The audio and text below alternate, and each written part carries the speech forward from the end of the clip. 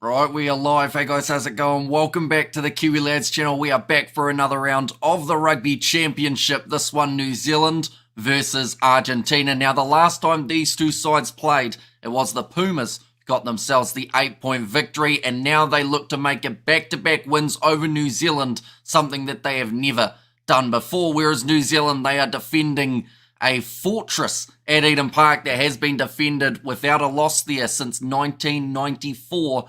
There's a lot on the line for these two sides. As it currently sits, the Argentines, they're in second, but a win here would boost them straight up for now into first place. But looking through, first of all, at the starting lineups for these two sides. For the All Blacks, they have made a few changes, not maybe as many as some were anticipating, but it will be to Mighty Williams in the front row alongside Cody Taylor and Tyrell Lomax. Williams coming into that starting side, that is due to the injury that we saw of Ethan de Groot. Tupovai and Sam Derry will once again be the locking duo for the ABs here. Sam Derry scoring the first try up against the Pumas in round one last week. Ethan Blackadder making the most tackles out of any All Black or any player in the match up against Argentina with 20 to his name. Dalton Papali at 7, and then Adi Savia slotting in as the number 8. TJ Perenara, a lot of people surprised that man has somehow kept his spot in the starting side. His first game was last week since his injury, so maybe that is why they've decided to give him another crack here, but he has partnered with Damian McKenzie in the 910 channel, a man who still has a lot of pressure on his shoulders and wants to be able to perform for the New Zealanders here. Geordie Barrett and Rico Ioane going with the experience in the centre pairing. Anton Leonard-Brown, a lot of people felt he had a tremendous game last week and thought maybe he'd find himself in the starting lineup here, but it isn't the case. Instead, Geordie Barrett and Rico Ioane, the two that they have gone with. Caleb Clark out on the left wing, that is to replace Mark Talia, who will find himself making his way off the bench. Will Jordan at number 14 to replace Sever Reese, who will not be off the bench. He has been taken completely out of this All Black side. And then Bowden Barrett at number 15 once again for the ABs. Looking through at Argentina's starting lineup, they too have made a few changes, including in this front row. Thomas Gasho, number 1. Julian Montoya returns at 2, and then Lucio Sordoni will be there as the tight head prop. But having Julian Montoya return right now for the Pumas is going to be massively beneficial for them. They had Ignacio Ruiz in that 2 jersey last week. Coming off the bench, Augustin Crevi got a late try against the All Blacks. Marcos Crema moves to 4 with Paulo Rubiolo as the 5. Pablo Matera, Juan Matan Gonzalez moves from 8 to 7. And then at number 8, it is Joaquin Oviedo. Gonzalo Burrano alongside Santiago Carreras as the 19 combo. Santiago Chocabarres and Lucio Cinti in the midfield with Mateo Carreras, who looked phenomenal last week. Matias Maroni at 14. And then the solid man at the back in Juan Cruz Malia for this Pumas side. But looking through at the chat, there is plenty of it already, so I do appreciate every single one of you for being here in this matchup. We have got, hi Hamish, do you think that Will Jordan will make a difference to the ABs? I think he can't get any worse than we saw from Sever Reese last week. I think that Reese just didn't really look like he did up against the English in that series, so I do hope that Will Jordan can add a lot more for the ABs. Some people would still argue that he should be playing fullback, but at the same time, anywhere in that starting lineup that they can fit Will Jordan is a massive bonus for this New Zealand side. New Zealand 26, Argentina 18. His jersey creates prediction. A 90-year-old man has a quicker pass than Perenara, says Shane. And good evening, Hamish, says Zion. And get a microphone, Hamish. We need a par commentary duo, says stay hunky. And there as well. Yeah, of course, my dad doing a little bit of the commentary last week when we had a toilet break. A little short one, I should mention. I think that was the first time ever on a stream. I could be wrong, but it was pretty much during a time that there was a penalty. We popped away, we came back, and then we were ready to go for the rest of the game. And Argentina, throughout that game, they looked phenomenal. Whether they were on attack or whether they were defending, they made the most tackles out of any side in round number 1 of the Rugby Championship. And they are just one of those sides that when they get it right, they can be extremely dangerous. Hamish Pablo is in today, says stay hunky. He certainly is. Pablo Matera playing number 6 in this matchup. So we will, of course, be keeping an eye out for him. Now, a little bit of a weather update, ladies and gentlemen. It is bucketing down at Eden Park, so you have to wonder, who does that benefit more? Does it benefit New Zealand or does it benefit Argentina when we head towards the kickoff of this contest? Now, of course, we are still 45 minutes away, so a lot can change in that time when it comes to the weather, but tell you what, it's certainly going to be a difference compared to what we saw last night. Make it right tonight, boys in black, says Penny. And I think that a little bit of Razor's selection was based off that exact same mindset of some of these players haven't quite performed in that first game, so we want them to go out and win us the game in the second to boost their confidence. But the other side of things can also happen, which is if they lose this game, then all of a sudden you've got a lot of guys with low confidence heading into South Africa, which I believe are going to be the two most challenging games for New Zealand.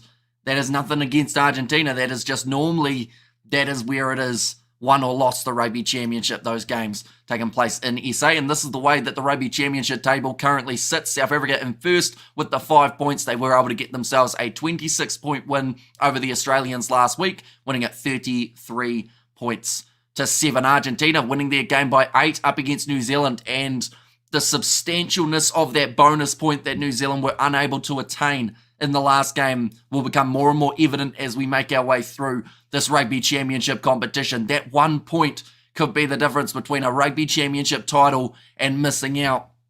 We just have to, of course, wait and see how it does end up progressing. Last year's Rugby Championship, though, just for anyone wondering, Australia had 1 point at the end of that competition. Argentina, they had 5. It was a shortened Rugby Championship, of course, I should mention. But the fact that already Argentina are 1 point away from having the same amount as they had in last year's shortened competition is a real credit to this Pumas side. In the chat, we have got wet game should favour the All Blacks for the scrums. Although later on, second half of that last contest, it seemed to be that the All Black scrum was actually being dominated. Well, maybe not so much dominated. I feel like that sounds a bit harsh, but they were certainly going backwards up against this Argentine side. Well, how much good luck to your teammate, says G there.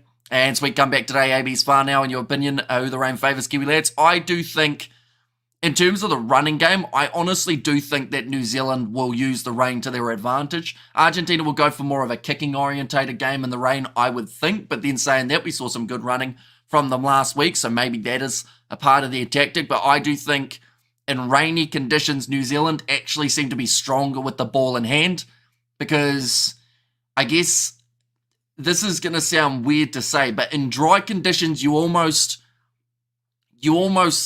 expect to catch the ball, if that makes sense. You expect it to stick in your hands, and you expect to be able to just run anywhere you want out there on the field. Whereas in wet conditions, you have to spend that little bit longer concentrating on catching the ball before you run it, and that might actually be one of the things that the All Blacks weren't doing right last week, was they were too busy planning what was coming next rather than just concentrating on getting the ball through the hands of their backline. Let's go the AB, says KW. And Eden Park's record will remain the same, says Primitive there.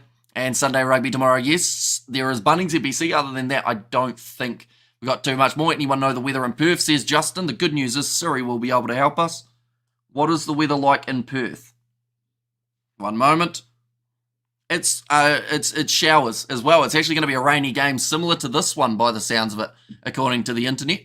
And Perinara's political views and past is bad, or as bad as his haircut. I can't really comment on bad haircuts because my hair is sitting shockingly today. I tried to hide it before. As you can see, this part doesn't know where it wants to be, but I had a hat on earlier, and that normally doesn't go too well.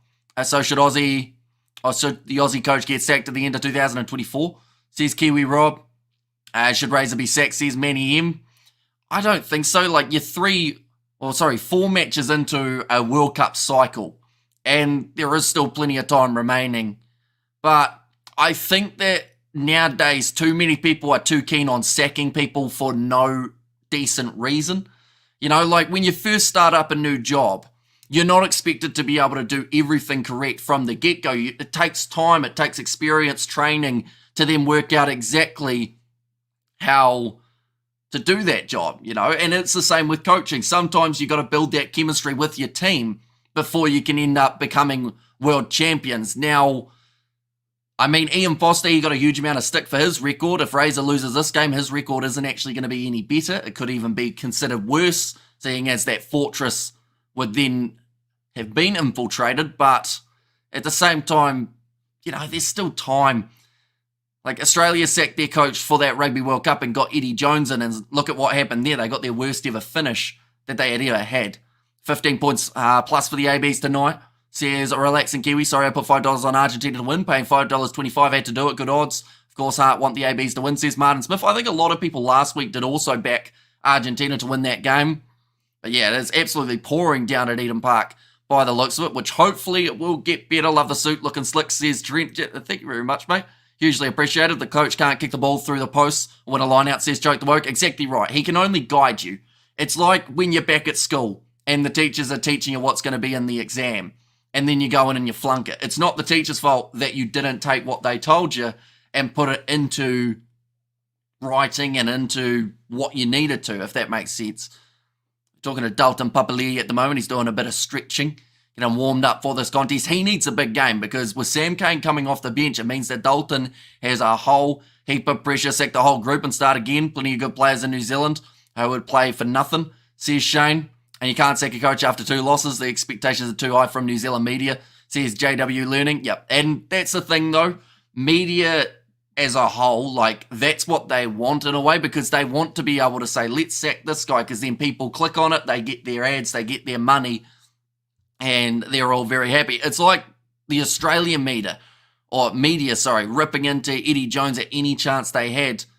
Like, it's just one of those ones that media can be ruthless at times, and if they get the opportunity to rip into someone, they will, without even thinking about what could happen on the other side. The coach can't kick the ball. I read that one, didn't I? And Razor is another Robbie Deans. And we have good there. I still think they should go or groom Caleb Clark into the number 12. Got Mutton Nonu style of play combined with Anton Leonard Brown in 13 alongside Will Jordan, says Zion. And seriously, I don't know who is going to win. The one thing I know is for sure a lot of New Zealanders are cutting washes. Now, says Piet. And mainstream media sucks, says Joke the Woke. And we have also got there the chat from Matt. Hope you are doing extremely well. Eddie Jones deserved it, though. Whether he deserved it or not, though, like, before he had even started coaching, he was getting ripped into.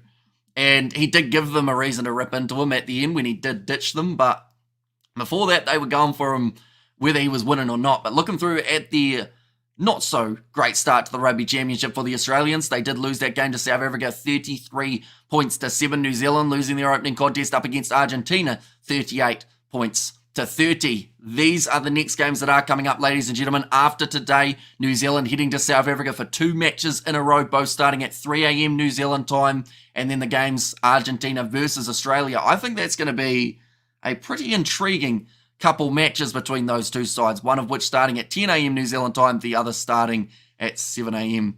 New Zealand time as well. But looking through at the recent fixtures for New Zealand before this Rugby Championship, 3 wins from 3. Yet even after those 3 games, people wanted to sack Scott Robinson because, I guess, 3 from 3, 100% winning record wasn't enough because they didn't win by a large margin in those first 2 test matches. Just let that sink in. They won the games. People still wanted to sack the coach for a 100% winning record at that point. Then up against Argentina, they suffer their first loss, and it is all on for young and old here in New Zealand. I can tell you that right now, but it will be intriguing to see how they fire back. They've tasted defeat. Now they have to try and taste that victory at Eden Park. They would be 50 games in a row undefeated at Eden Park if they were to be able to win this game for today. But for the Argentines, they had a match up against the French. They were defeated in the first contest, 28 points to 13. Argentina then managing to pull back a victory in the second contest, 33 points to 25. And then up against the Uruguayans, they did win extremely comfortably, 79 points to the 5. But in the chat, the All Blacks will win this game. Esmeralda in South Africa, and ABs need to score first in the first half as the Pumas become unpredictable in the second half. This will be a 7-point game, and ABs have to focus on playing as a team. The Eden Park record is not something they can worry about. They just have to play well together, says JW. But that's the thing, sometimes that kind of record can actually drive a side, because going into Wellington, like the last time they played Argentina in Wellington, they lost. But at least at this ground, they can say, right, the last time we played them here, we beat them. So that is a big bonus. Give Uruguay a touch-up, says JW. And what's your prediction for the score? I believe my prediction for this contest, I think I went 26-18 in the end of my prediction. It's not hate, Kiwi, it's frustration, says Manny M. Yeah, although some people aren't very good at expressing their frustrations because they get a little bit too emotional on social media, don't they? Hey all, the beautiful New Zealand people from South Africa, says Johan. And of course, these games taking place at a decent time for you guys in South Africa this week, unlike that last week's game that did start at, I think it was 6 6:30 or maybe 7 o'clock if you were lucky in the morning. And yep, it's pissing down, says Kiwi Rob. And yeah, it is still raining at the moment. 35 minutes away from kickoff though, so there is a chance by the time we get to the start of this contest, maybe the weather will look a little bit brighter, but I'll be honest, it's looking unlikely that it is going to be a bright sunny day at Eden Park from South Africa here. I hope New Zealand take this one. And we got the exact same predictions, says Jersey Creates. And then give Razor time, he definitely has the tools to guide the AB, says KW Stanley. And yeah, like, I think that series up against South Africa in South Africa, that is going to be extremely telling for what we are going to see. New Zealand, their bench in this game, they have got a return number 20 in this contest. It is Sam Cane. Now, he is another player that has brought a little bit of a mixed reaction to him being back in the side. Some people saying he's too old, some saying he's not going to be able to make any difference in this game. But one thing that Sam Cane does bring is a little bit of mongrel for this New Zealand side, which maybe they have been lacking throughout their games up against England, as well as those games that did, or the game last week that did take place up against the Argentines. New Zealand, I haven't seen too many of the players willing to get into the breakdown, make it scrappy, and make it ugly. And that might be exactly what they need here. Argentina were able to play their natural game last week, and they could just go end to end, not really feel threatened in the breakdown. But if New Zealand can make it ugly and start getting in there, that's where they need someone like, I believe, a Luke Jacobson. Because, yes, he can be a bit of a penalty magnet at times, but at least he's going to go in every single breakdown he can get to and make the opposition uncomfortable. New Zealand, also off their bench, they have got Safa, Moore, Ofa, Tuanga, Fassi, and Fletcher Null. Those three scrums in the second half just didn't really work for the ABs, but I also do think that the Chiefs' impact off the bench of Lord, Kane, Ratama, and also Anton Leonard-Brown could be a massive difference maker for New Zealand. Later on, for the Argentines, they have got Inacio Ruiz, so no Augustin Crevi in the later stages of this contest. Thomas Lavanini as the number 20. I actually did think that he would be starting in this game. I thought maybe they'd go with Crema as the 7, but they did want to make that switch of Oviedo getting that number 8 jersey, which then brought Crema into the locking duo. Bautista Del Gui, he's got plenty of pace, so watch out for him later on in this game as well. Wet conditions favour the AB, says Nicholas. Is Peronada good enough, Hamish? Says Gita. I think he, to be honest, like, he played pretty decently, I thought, in the first game up against England. He did end up with the injury, though, unfortunately, which did take him out. And, like, we got to remember, that was his first game last week that he had played in a few weeks since getting injured. So maybe in this game we see him make a few improvements. I still do think that Cortez Ratama is the better starting option for the All Blacks right at this very moment. But it's going to be intriguing to see what kind of impact Perenara can bring to this game. I mentioned about it in my preview. He is one of the key players for the All Blacks, but for pretty much a whole different reason to a few of the other keys. He has to get this backline firing because there has been a lot of blame that has been put on that 19 channel. McKenzie and Perenara last week just not quite getting forward the way that they would have liked. Rain for Perth 2 for South Africa versus Australia here, so it looks like a rainy day across the board. By the looks of it, this time New Zealand will win definitely for sure, says Marcel. And I, David the Mod, says Brandon, welcome in. And also we have got their All Blacks stumped the Pumas last year in Hamilton in the wet, says Blue here. And will be a close match in my opinion, less than 7 points I think. Don't think New Zealand will thrash the Pumas like in the past. Yeah, well that's the thing. That last match broke the trend. Before that, New Zealand had won by about 30 points up against Argentina the last few times that they had gone head-to-head. Watching your stream from Salford Dunedin, a Kiwi RG family will win no matter what the result is. I feel like that's a good situation to have, isn't it? Like, no matter which way this game goes, as long as it's a relatively entertaining one, you'll be cheering for both sides. And, like, that's the thing. I feel like Argentina are slowly building up a little bit more of a international fan base as well. People really like the style and the way that Argentina play. In that first game up against France, I think they played way too much of a kicking-orientated game. They switched it up in the second, and they actually found a lot more success, which is why I don't see them being a huge kicking. Oh, but the rain changes it. I think it will be a little bit of a kicking game for them in this contest, but I think we'll still see a little bit more of the running game from Los Pumas as well.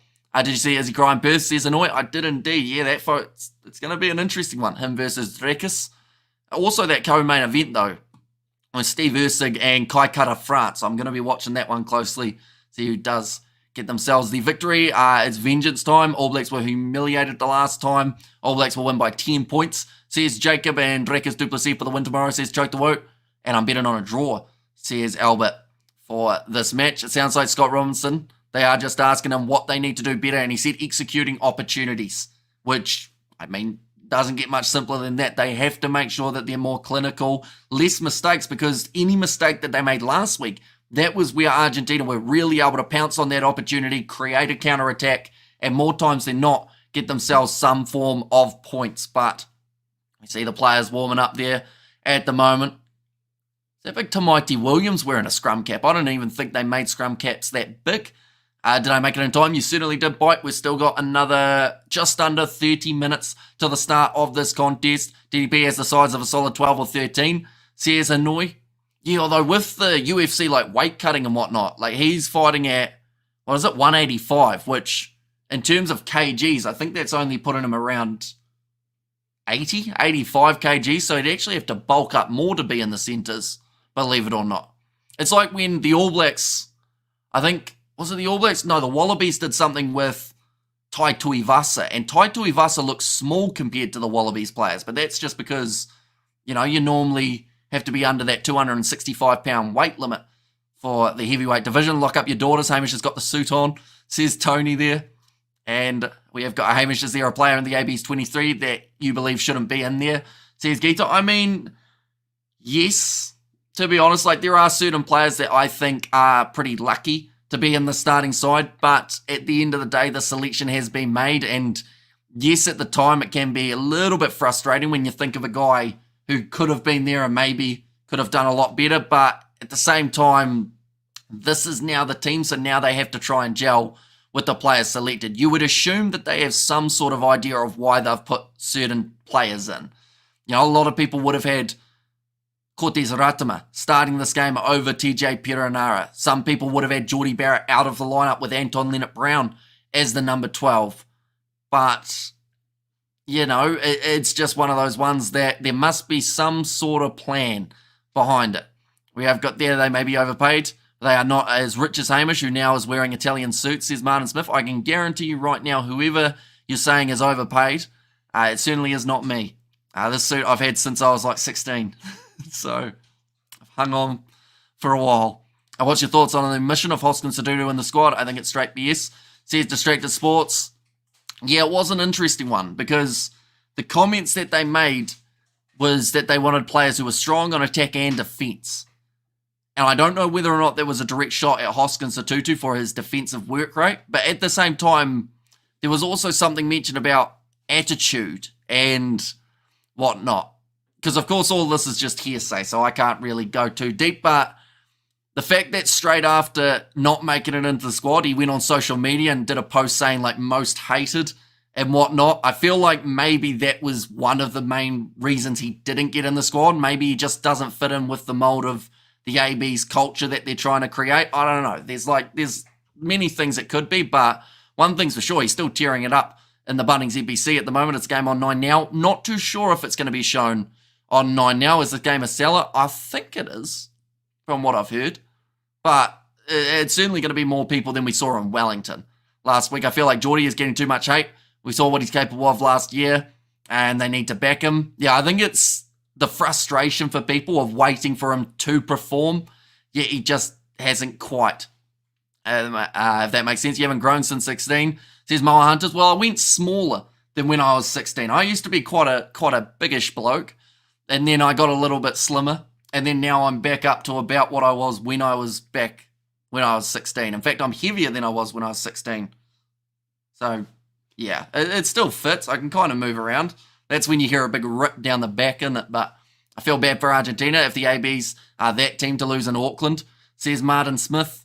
And first try scorer, thanks Hamish, says Gita. It's a tricky one, because last match it was Sam Derry, so, unpredictability, wet conditions. I'm thinking maybe you could look at someone in the front 5 to be able to score the first try in this contest for either side, so to do is too soft. If you need a bit of mongrel in this play, says Zion. And what's your take on the South African teams playing in the Northern Hemisphere now, the way the game is changing? I mean, we've covered a lot of the URC on the channel. We covered it since the inaugural season. We covered the finals. We've seen them grow in a different way than what we are seeing for New Zealand and Australia, who have still been in that Super Rugby competition. So it's a tricky one, because I think that there's always going to be certain sides at times that improve and other sides that go down a little bit. And South Africa seem to have improved quite a bit. They've learnt some things from the way that Northern Hemisphere sides have played against them. Whether we'll level things even more, says JW. I think there'll be a few empty seats. The crowd, she's wetter than a nappy soaked in urine up here, says Tony. That's a new one. I haven't heard that one. Is that like a father reference, I guess you could say, Tony? But question, Tony. I've already forgotten my question. I think I was going to ask you whether or not you were going to this game, but I would assume that you are not if you are here and there is 24 minutes to go till kickoff. I bet Razor had a couple of sleepless nights this week. This could get ugly. Says Salah, and kicking could be a big factor in this game. We have got there, Satutu not being there is really dumb. Who in Super Rugby played like him, says Karate Kid. But yeah, it's a tricky one though, because like they've confirmed Savia as their 8, right? So in that case, are you sacking Savia for Satutu? Because the only other option I believe that could have worked was if you played Satutu at 8 and then you move Savia to 7. But it seems to be repeated time and time again that Savia is not going to be playing 7 for this Rugby Championship. They see him as the 8. And you could say Wallace Satiti, could he have gotten over him, Satutu? Maybe, but he still wouldn't have been given much game time, I don't believe, compared to Ardie Savia in the starting side.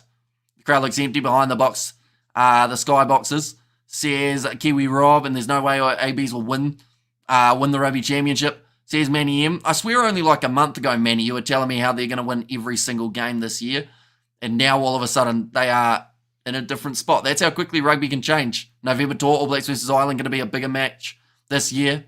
Razor will be frazzled if ABs lose again today, says G. Puts Avi on the bench, bring back Satutu, says Spider Mech. Rico Ioane in that starting side. Just talking about how to get the best out of him. He's got Harry Plummer actually warming up with him in the warm-up here. Harry Plummer called into the squad due to the injury of Stephen Perafeta. I really hope if New Zealand lose, the media don't go over the top against the coach and the players. ABs can't always be on top, says JW Learning. I hope they don't too, but at the same time, I just know that New Zealand media will. And it's unfortunate. But, like, yeah, it's going to be interesting to see where they go from here. I think Billy should have chosen ahead of Geordie. I am curious about Proctor, because I know a couple weeks ago someone mentioned he had a bit of a knee injury. So I'm wondering if that's still the case, and maybe that is why he was left out, due to some sort of knee injury that hasn't been too publicly announced. I know that Tui Pelotu's still dealing with a bit of one. Ethan de Groot has a bit of a neck injury. If they lose, I'll come on for some post-game fury. That's a very dangerous thing to do, Tony, I would say. Definitely, are you going to be drinking during the match? Whereas Billy Proctor, like I mentioned, he might be injured at the moment. Why is Sam Cane on the bench? As in, why isn't he starting Spider-Mech? Or as in, why is he in the team in the first place? It's very hard to tell people's mindsets on Sam Cane, because, yeah, some would say he should have been starting in this game rather than coming off the bench. Some would say he shouldn't even be in the squad, but a lot of people would agree that when he's playing well, he can be extremely dangerous. They're just showing Summer Petty Finau a little while ago.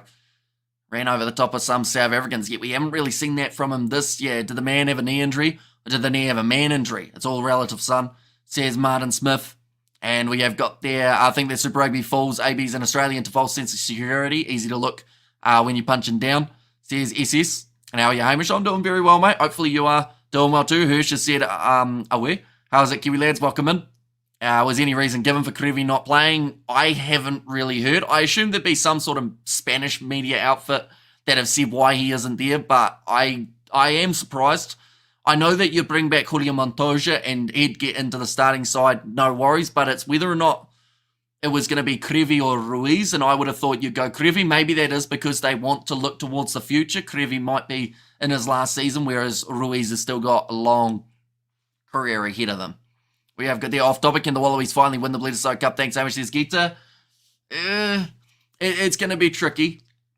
We need to see them do a little bit more in their first 4 games. Like that first match up against South Africa, if they can only score 1 try per game, I don't see them taking the Bledisloe. They could draw it maybe if they're really lucky and have a great game, but overall, they need to put games back to back to back with success, and that's going to be the tough part for this All Blacks side.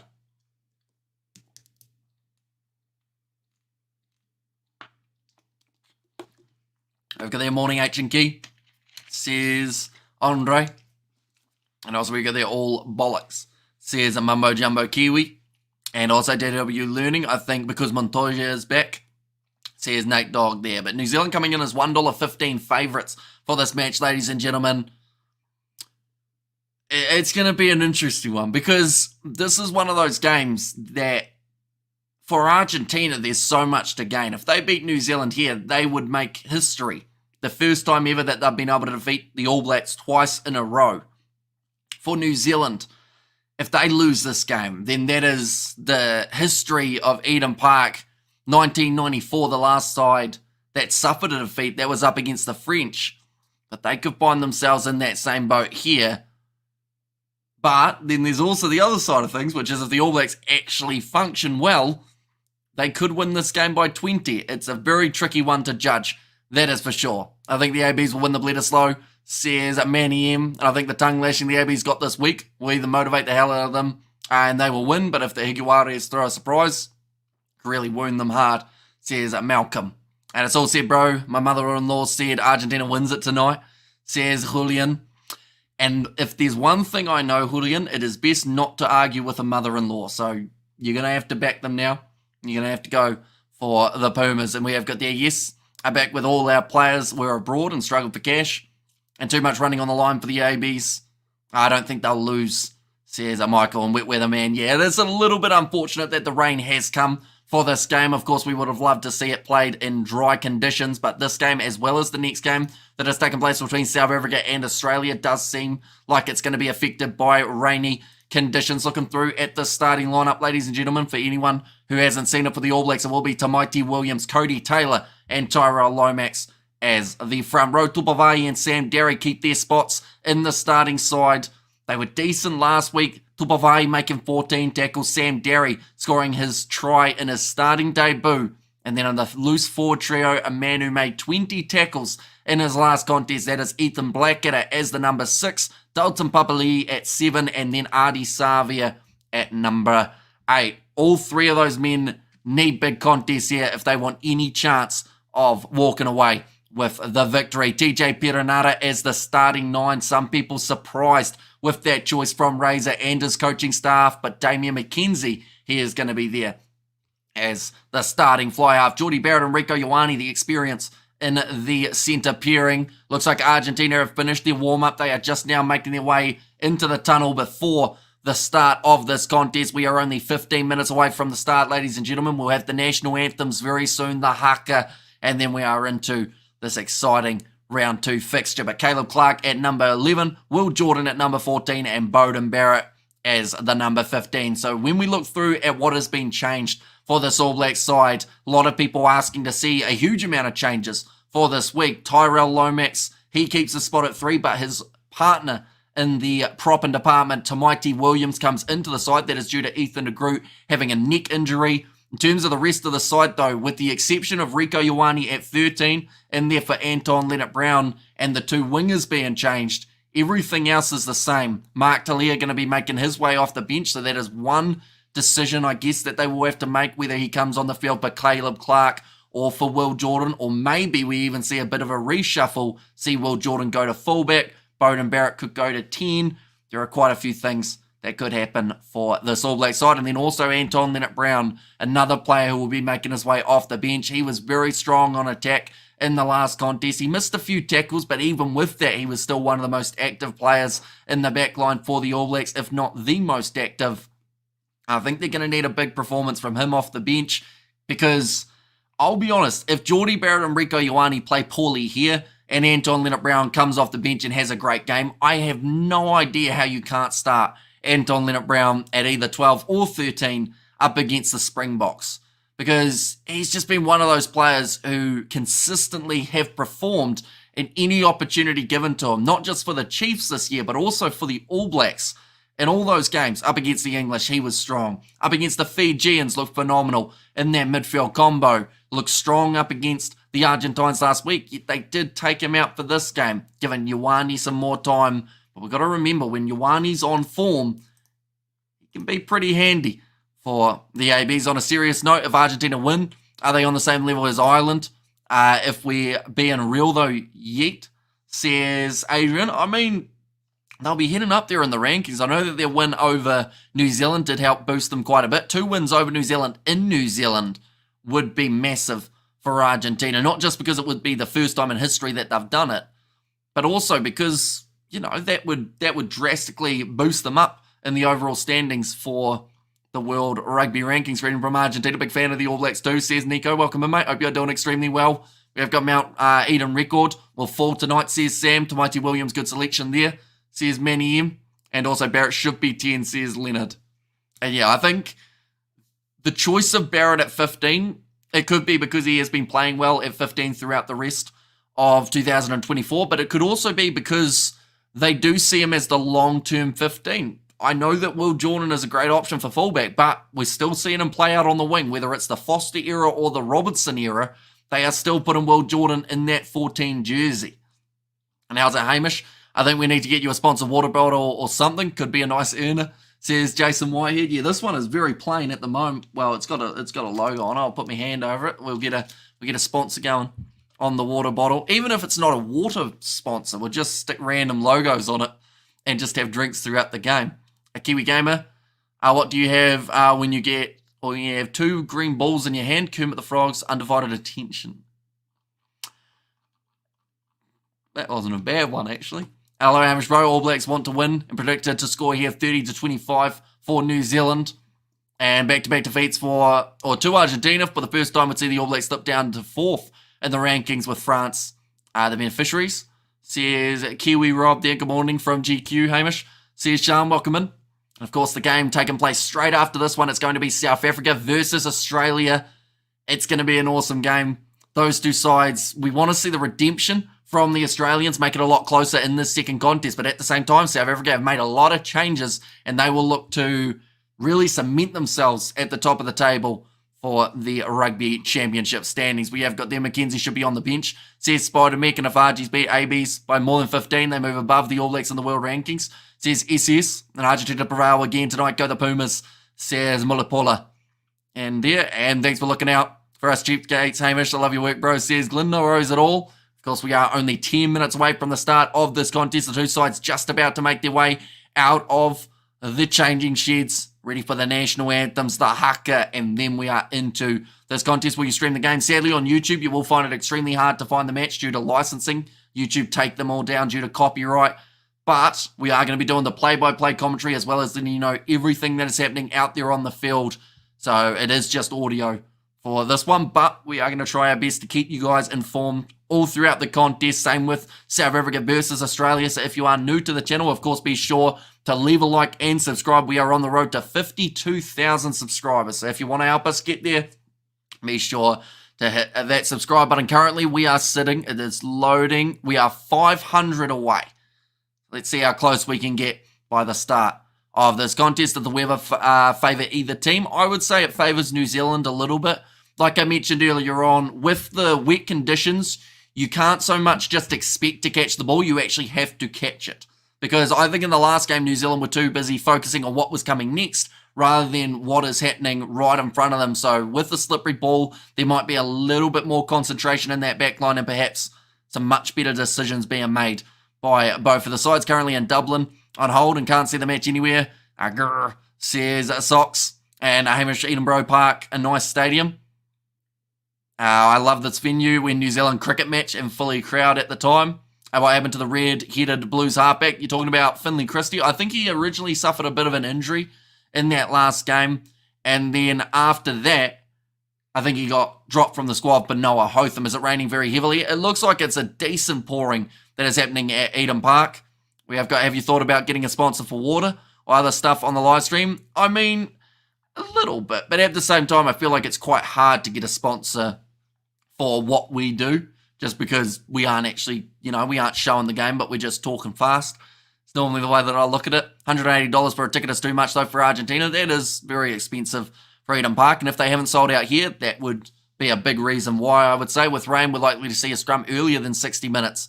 I think we could almost see a scrum less than 60 seconds with the amount of rain that is falling at the moment, but we are 10 minutes away from the start of this contest, ladies and gentlemen. Once again, for anyone who is unaware of how the Rugby Championship sits at the moment, South Africa at the top of the bunch. They are sitting on the 5 points. Argentina in second on the 4. New Zealand and Australia yet to get themselves on the table for this Rugby Championship competition. But South Africa, 2 home games around the corner after their next match up against Australia.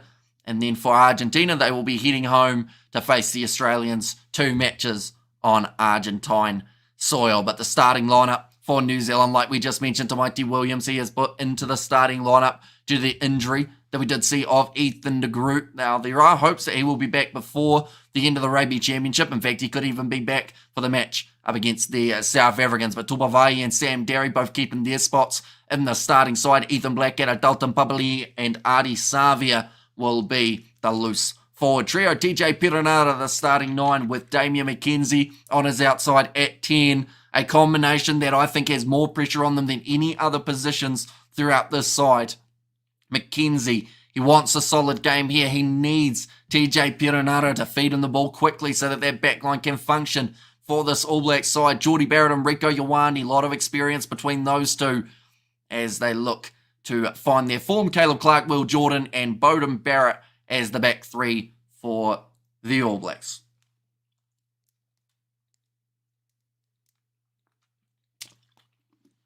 But Julian Montoya, he will lead his side out of the Eden Park tunnel. They will know the significance of making their way out onto the field here and getting an opportunity to break a 30-year-old record. Question is, can they get the job done? This is the Argentine side that they have gone with Thomas Gasho, Julio Montoya, and also Lucio Sordoni as their front row. Alongside them, it will be Marcos Crema and then also Paulo Rubiolo as the lock-in duo. Pablo Matera, Juan Martin Gonzalez, and then at number 8, it is Oviedo, who has been moved into the starting lineup, with Juan Martin Gonzalez moving to number 7, and then Crema moving into the lock-in duo. Gonzalo Berrano and Santiago Carreras will be the 9-10 combo. Santiago Shoja Barres and Lucio Cinti in the midfield. And then Mateo Carreras, Matias Maroni, and also Juan Cruz Malia at number 15. But Adi Savia about to lead the side out onto the field. Jeez, they've got a real rave going on. The tunnel is like purple and blue, and they've got a whole heap of LED lights going. Someone's blown the budget in that tunnel, I can tell you that right now, but they are making their way out onto the field now. The All Blacks, the slow, methodical jog, not because they're making a statement, because the ground looks extremely slippery on that stuff that they run out on, out of the tunnel. But Will Jordan, first start for that man since the Rugby World Cup final, 31 test tries, 32 test matches, wants to get back to that 100% clinical rate, and he's got the opportunity to do so in this contest. Sam Cane, we see him for the first time since that Rugby World Cup red card. He has an opportunity for redemption as well. Can we expect the Argies to target DMAC again this week with this wet weather? I think if they do, the All Blacks should have a counter for it.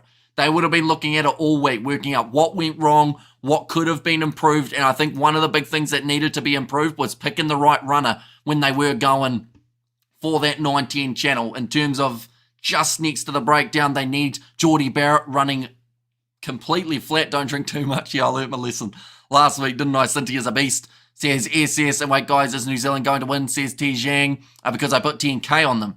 Well, that was very confident, but it's going to be hard to say. That is for sure. Raining games, normally you get a little bit of a different kind of game. Are they playing on synthetic Amish? They are not, no, but out of the changing sheds they had, like that, you know, that slippery stuff that your boots can get stuck in every once in a while, like a doormat. It's that kind of material that they were running off. Can you see Fozzie? I have not been looking for him at this point, but I don't know, maybe he is at the game. We have got the Argentine national anthem, though, ladies and gentlemen. Is it women's rugby? It is not. No, it is men's rugby. It is New Zealand versus Argentina, second match of the Rugby Championship for the two sides. The crowd is going to make the ABs to win, says G.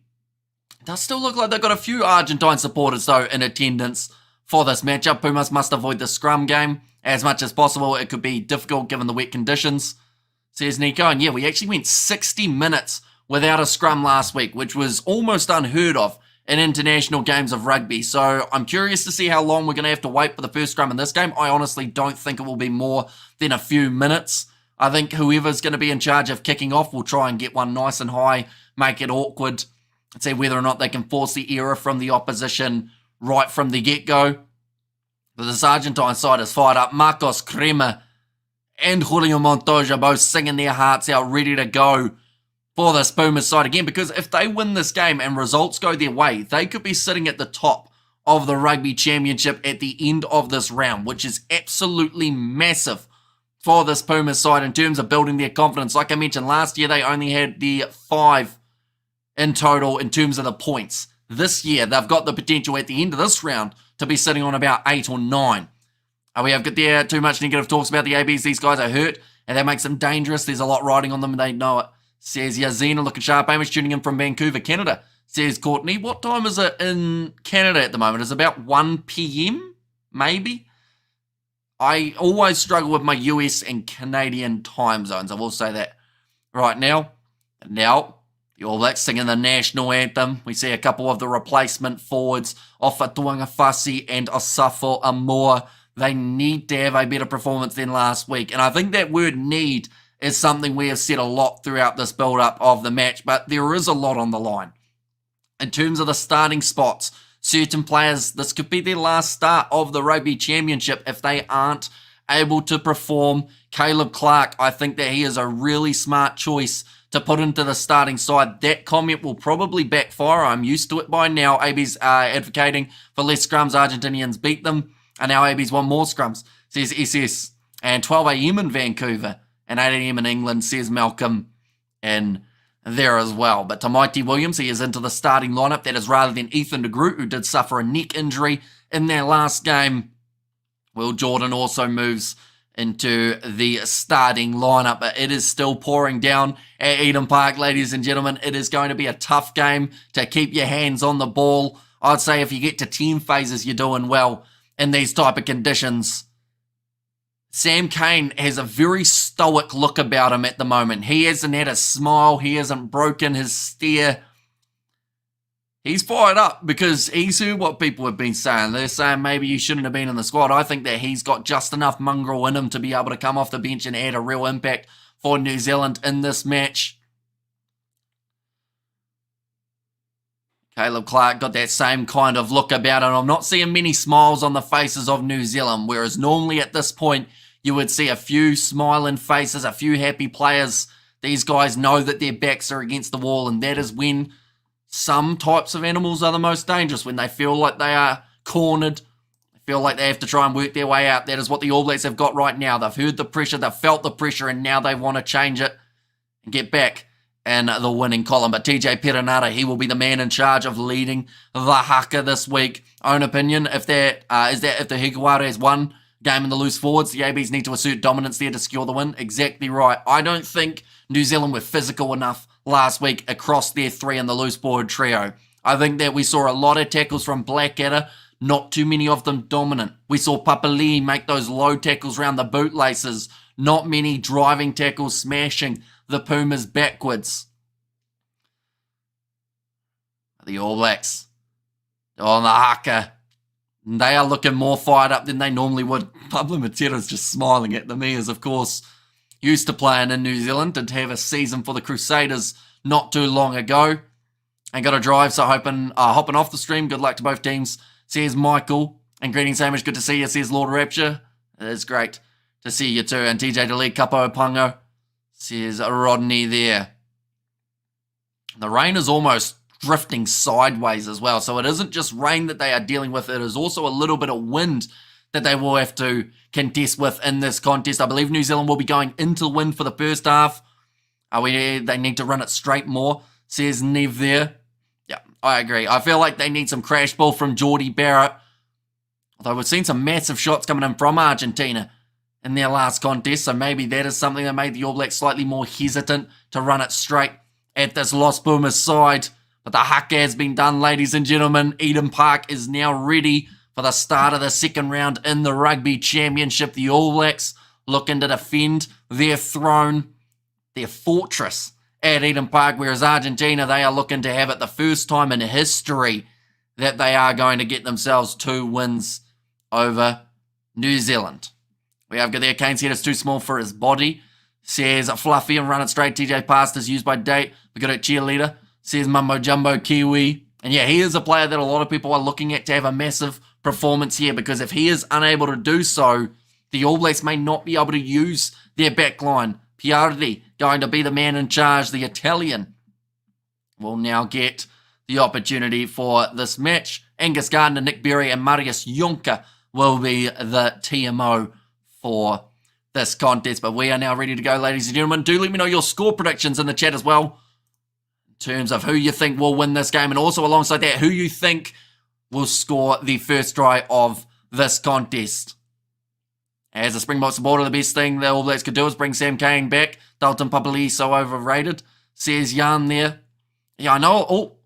TJ trying to put the mouthpiece in. He ended up actually dropping it, but then caught it in his hand, so that's a good sign of things to come as long as he's not dropping the ball. Same way he dropped his mouth guard, the All Blacks might have a little bit of success. And 18-15 for Argentina, says Honest 12 as a Springbok supporter. I know I read that one, didn't I? Here we go, says Seller. Argentina would be the 3rd team in history to beat the All Blacks back-to-back. I think that was in New Zealand. Of course, the Irish were able to do it during the Foster era. Is this going to be the dampened, I guess, disappointment of the Razor era? But Argentina going from left to right, and we are underway, ladies and gentlemen, for round 2 of the Rugby Championship. Damien McKenzie taking it inside of the 22 and will look for the touchline. Manages to get that ball into touch. He's not too happy with it, but of course, first kick of the day is always going to be a bit scrappy when it is in this kind of condition. Now, first line out throw for Julian Montoya, man who has returned into this Argentine starting lineup. Ignacio Ruiz had to start last week. He will now make his way off the bench. Argentina looking for their back line. Santiago Chocabarez now hitting the ball up as Pablo Matera, driven backwards by Savia and Blackadder. Currently just inside of the All Blacks. Half drop ball from Santiago Carreras. A rare mistake from that man. Bowden Barrett running it forward. He's kicked it downfield, so that will be advantage over. Looking for the 50-22. It's going to pull up inside of the Argentine 22. Juan Matan Gonzalez goes off to Mateo Carreras. Now short side, trying to keep the ball in the field of play. It's scrappy at the moment. New Zealand driving Argentina towards their try line. Darian Perinara putting in the hit, but Argentina regaining their composure. And now have the ball 12 metres out from their try line. They've been told to use it by a referee, PRD. And the ABs make too many mistakes in the scrums and the lineouts. Says Nev, and that one has gone into touch. The All Blacks now have got themselves a line out about 27 metres out from the Argentinians' line, but a much better start for this one. The All Blacks, this is where they really need to test out their back line. Caleb Clark out wide. They've got Will Jordan, who will be right next to the line out here, but it is Cody Taylor with the line out throw. Nicely slapped back by the All Blacks. Ethan Blackadder driven towards the touchline by Pablo Matera, but staying inside of the field of play. 2 minutes in, and the All Blacks are 35 metres out from Los Pumas line. Tyrell Lomax, big shot coming on him by Crema. Perinara going across again to Ardi Savia. Tackled by Mateo Carreras. He's a long way off his wing, which means that the All Blacks can get this one out wide. They may find a bit of a gap. Perinara, can he get it there in time? Now Geordie Barrett tries to run it flat. Runs straight into the 2 centres for Argentina. Sam Derry.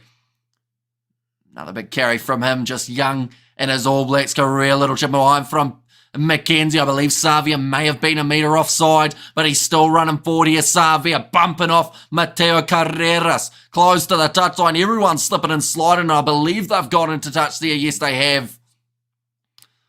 A lot of physicality early on for these two sides. Maybe a bit of the decision-making there from the ABs. He was close to in front there. Adi Savia. Sounds like we've got time off here. I'm not sure what this is going to be for. Savia towards the touchline, gets rid of Mateo Carreras, and then just stands there and watches him. Don't know whether that was because he was trying to regain his footing and then eventually just gets driven into touch in the wet conditions. Biardi is a brilliant referee, not faced. Says SS, and Go Artie says Rodney, their weakness is their defense. Says Knife. And good evening, says Gary. Welcome in, mate. Hope you are doing extremely well. Looks like there is a bit of an injury here. Oh no, he's going to be alright. Pedro Rubiola got the boot back on. That can sometimes be more challenging than anything. Game of rugby, definitely in wet conditions. Your boots are normally made to fit your feet pretty well. It's actually going to be an All Blacks line out here.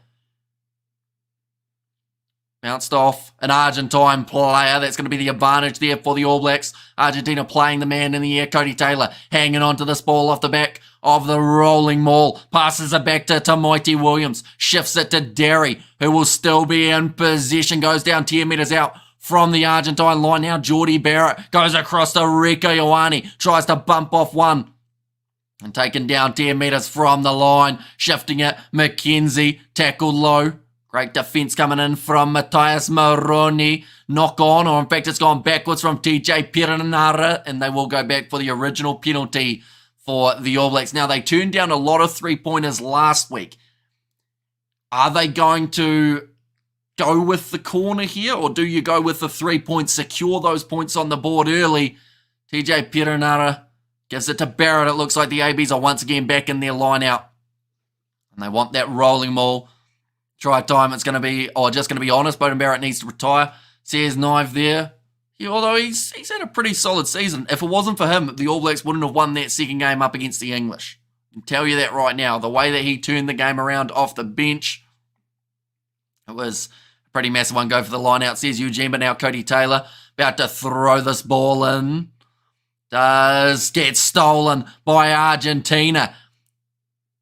Now nicely taken by Santiago Shoka Barres. Ethan Blackadder went through the middle of the scrum, the middle of the breakdown, but cannot get the turnover. Ariel Lomax rolling out of the way. Gonzalo Burrano looking back into his pocket, where he does find Lucio Cinti. The decent clearance. Once again, the All Blacks will be about 22 metres out. And here's Amish up the All Blacks. Sessioni there. Apparently Tamaiti means tomato in Afrikaan. There you go. We have got Bogdal, has become a member. Massively appreciated, mate. You now have access to the emojis on the channel. Be sure to use some of them. Now short side, Cody Taylor running down the wing, cuts inwards, gets the offload to Perenaro, who's almost been tip-tackled in that case, but he jumped into it. Argentina steal the ball, but now going short side. Here comes Will Jordan. Two-man tackle from Argentina. Sam Derry back to Tupovai. TJ Perenara again, short ball to Tyrell Lomax, who will be the man who crosses the try line. Cody Taylor had a little bit of a fumble. It's still there. TJ Perenara, Jordy Barrett tries to chip him behind McKenzie and Ioane, both chasing, and McKenzie has scored it for the All Blacks. He's normally the man who's doing the kicking, but instead he is the man chasing here. They will just check this grounding in the wet conditions, but I believe the All Blacks now has struck first in this game at Eden Park. Just seeing the short side work from Ethan Blackadder and Cody Taylor, the Crusaders teammates, working together well there. Now, we just see that little chip in behind from Jordy Barrett, and then McKenzie slamming the ball down. Evening, Hamish, says Reno, welcome in. And we have us got their try time, says Roman Tats, and Caleb Clark needs to run harder. Says Knive, I don't think he's touched the ball yet in this game, so once he touches it, though, if it's anything like Super Rugby Pacific, he had the most running meters, I believe, out of any player. He had close to the most defenders beaten, or close to the most clean breaks, I believe it was. So, in Super Rugby, he certainly did just that.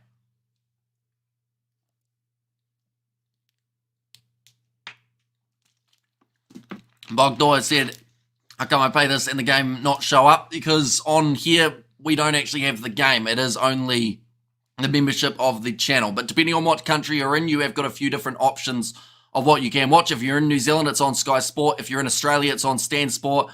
If you're in South Africa, it's on Super Sport. In Argentina, I'm not too sure what the option is. Now that one is going to be kicked off by Argentina, 7-0 at the moment for the All Blacks as the rain continues to pour at Eden Park. Good physicality in that breakdown from Argentina, but they are unable to get that ball back. Ethan Blackadder hits the ball up. Now TJ Perenara goes back to Damian McKenzie. And that ball has not managed to find the touchline. Argentina with the counter-attacking chance on the halfway line. Santiago Carreras. Oh, big shot on Tupovayu, who has stayed down in a starfish position. I think he's all right, though. He's got back to his feet. And can't watch it in Canada because DSN sucks. Does it have Flow Rugby in Canada? I know that Flow Rugby was supposed to have these games, but I think that may only be USA-based. Possibly. Now, Gonzalo Burrano asking for the penalty. Referee says the ball is there, so use it. Now looking for the cross kick here. Argentina partially charged down by New Zealand. It almost ended up sitting up nicer for Los Pumas. DJ Perenara jumps on it. Gonzalo Burrano close to tackling the man on the ground. New Zealand only 5 metres out from their line here. And we have got there France. Says Carina, and that one is going to be the penalty to New Zealand now. For offside, looks like Lucio Sornoni had an awkward way. He was sitting there. Tupavai does not look too flash. He looks like he's taken quite a hammering in the early stages. You really enjoy your water, says Masihu. I think that is how you'd say it, but I might be saying it wrong. I mean, water's quite good. It's good for living. You know, I quite enjoy living. And get out of there, New Zealand, says Blue here. And the All Blacks will win this game because Argentina are going to find it difficult to play the rain, says John. But yeah, the partial charge down of the kick actually almost ended up with the better chance. And how much is New Zealand going to win by? Says Chris. That's a hard question. But they're looking good so far. Although they have still had their shaky moments. Who scored the try? It was Damian McKenzie who managed to score the first try for the All Blacks. So Cody Taylor now going to be getting a rolling ball moving forward here for the All Blacks. 9 minutes into this contest. And now back into the pocket to TJ Perenara. Will kick it downfield on the left boot. Oh, a little bit of a fumble there at the back from Juan Cruz Malia. Now go for an up and under of his own. Nicely taken by Bowden Barrett. Goes across to Damian McKenzie looking for the 50-22. He's got it over the top, but he's kicked it out on the full. It was on for all money if that one went in, but unfortunately for him, just got a bit too much juice on it for Damian McKenzie. Goes out by about a metre or so. They take too much risk. It doesn't work out for them. And we have got there, our water is good for living gold, bro, says Glenn. I want to watch, but I don't have Sky Sports, says Danica. Unfortunately, there aren't too many options that are legal.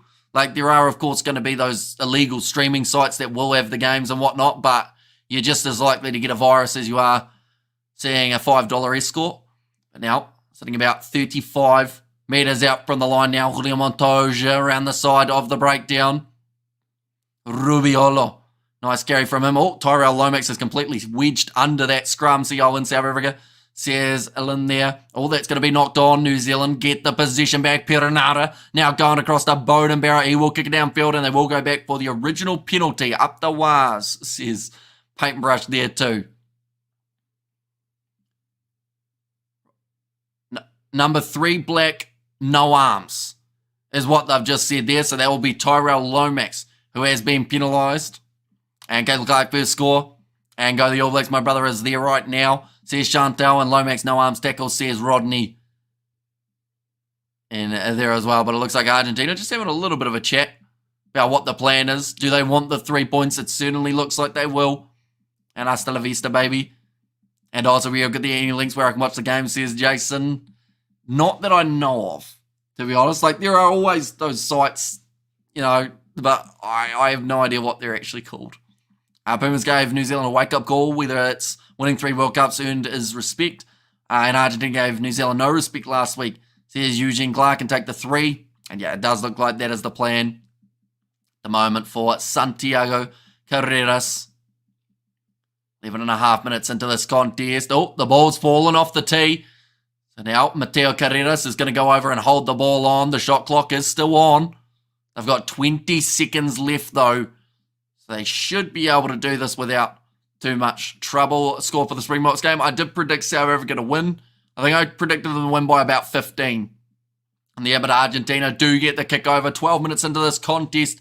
It is now 7 points to 3 in favour of the All Blacks. Wet conditions, big influence, says Reno there. And Sam Cane don't know why he came back. He needs to retire. All that Maccas is getting to him. Says Knife there. I would disagree. I think that Sam Cane's exactly what the All Blacks need in that loose forward trio, because at times they've been out-muscled and they've been just in most of the other performances, they've been the least physical loose forward trio, which is not something that you're used to saying for the All Blacks. So maybe Sam Cane being back will put that little bit of extra pressure on the three who are starting here. Maybe he'll be able to add a little bit of mongrel in the later stages of this match. You must be in Auckland. Our $5 in Sydney is still good, says Grant. And what the ABs needed last week, and now they're hungry, so however you're going to lose in these conditions, though, says Ronley. And too long news, it says Ronnie. And yeah, there was just a little knock on there from Gonzalo Bertrand. Oh, no, sorry, he just took too long. I thought there was a little knock on there, but he did go forward with it back with it rather than forward.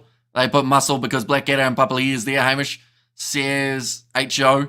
Rather see Kane than Blackadder, says Peter Wild. There's no beating All Blacks at Eden Park, says Pineapple Pie, yet since 1994. That was the last time that we did see the All Blacks defeated.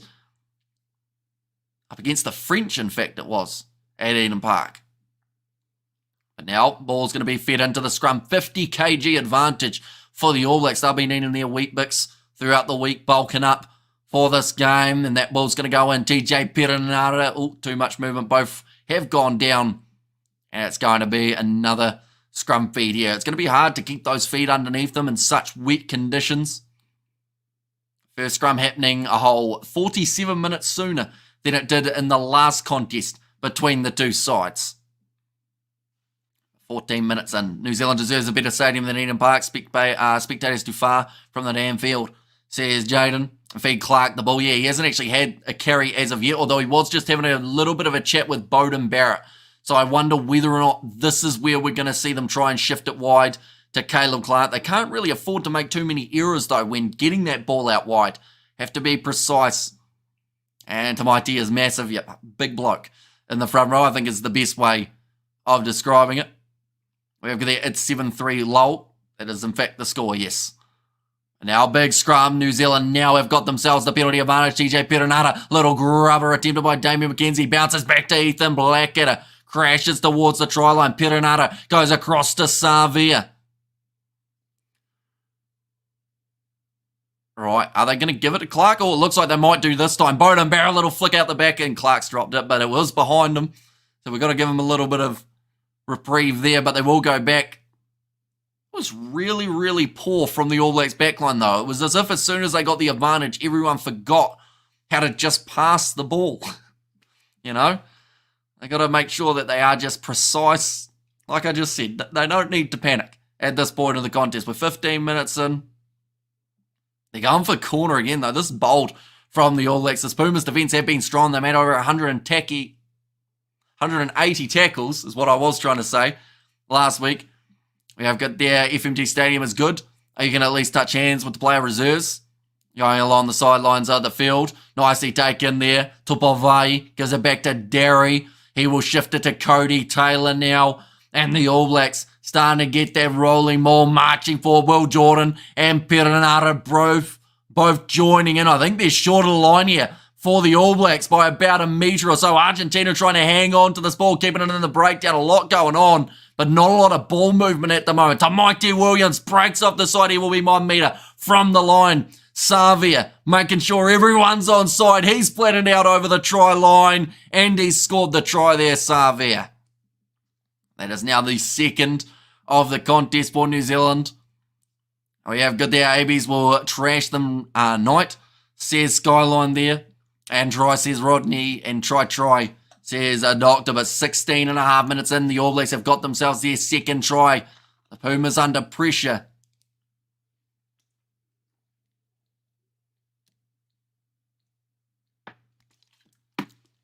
I don't think we've seen Will Jordan have the ball in hand either at this point for the All Blacks. And try time number 2. And Pumas come on, says Dominique. Now big rolling maul.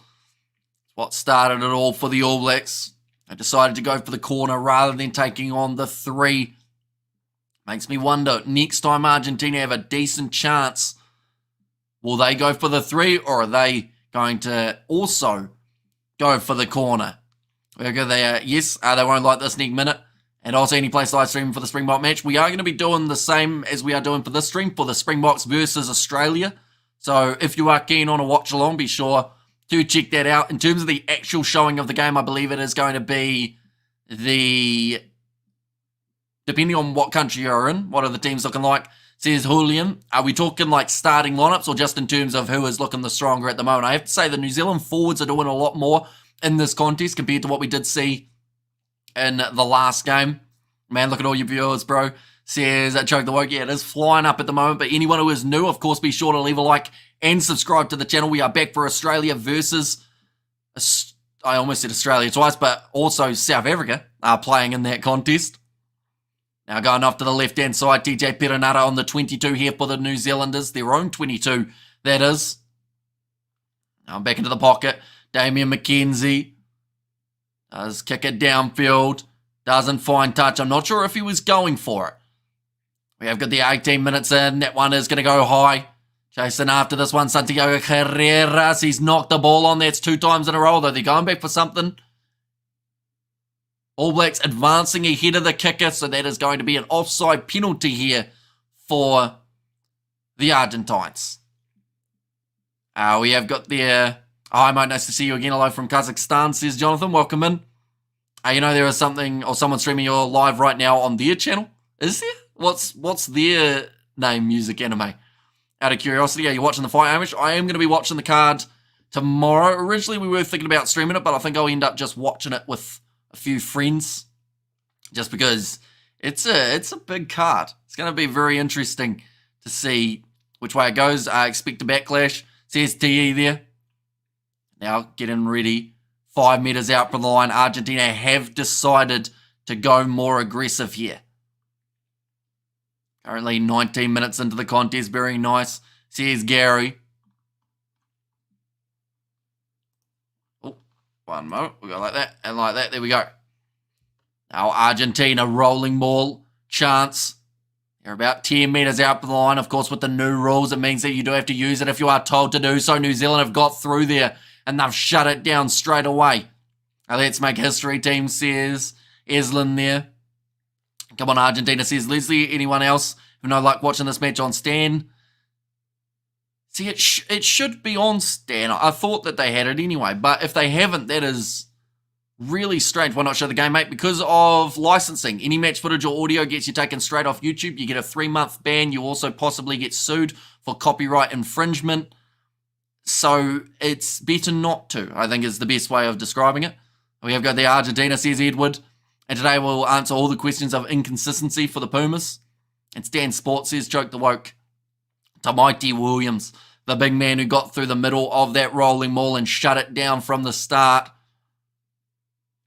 Now 20 minutes into the contest, and it is 14 points to 3. Still in favour of the All Blacks, but they have got the scrum 7 metres out from the line. And I am greeting from London. Got your tracksuit bottoms on. Yeah, pretty much. They're like, yeah, track pants. I've got myself for this contest. One day I might consider putting the pants on that match the suit. Yeah, why put oneself in a predicament, says Walter. Exactly right, by the way. Good morning, Amish. Sorry, buddy, says Stuart Moore. Welcome in, mate. You are doing very well. Looks like the weather, I want to say it's not as wet as it was. Like, there's still a bit of rain, but I don't think it's as heavy as it was a little bit earlier on in the contest around the national anthems and also the first 5 or 10 minutes. TJ Perenara, again, will feed the ball and big scrum from the All Blacks to Mighty Williams, showing off his strength and power. Inside ball, Barrett went to Jordan. And that is another penalty going the way. Once again, you need to get a Sam Taylor suit for Hamish, says the big V8 show. And all love to the Kiwi Lads whānau, go ABs, says Naz Williams. And there as well. And to Mighty being a bully, he's a big bloke. And I would be very, very surprised if he doesn't start up against the South Africans. Like, because if he doesn't, it would be a massive mistake, I think, for the ABs. Hamish used to visit us in Cape Town, says Walter. I would like to come to Cape Town one day. But that is a huge scrum. Tamaiti Williams just driving Lucio Sordoni backwards. Is he by KO in the third, bro? Head kick, counter hook, or both? Says Glynn there.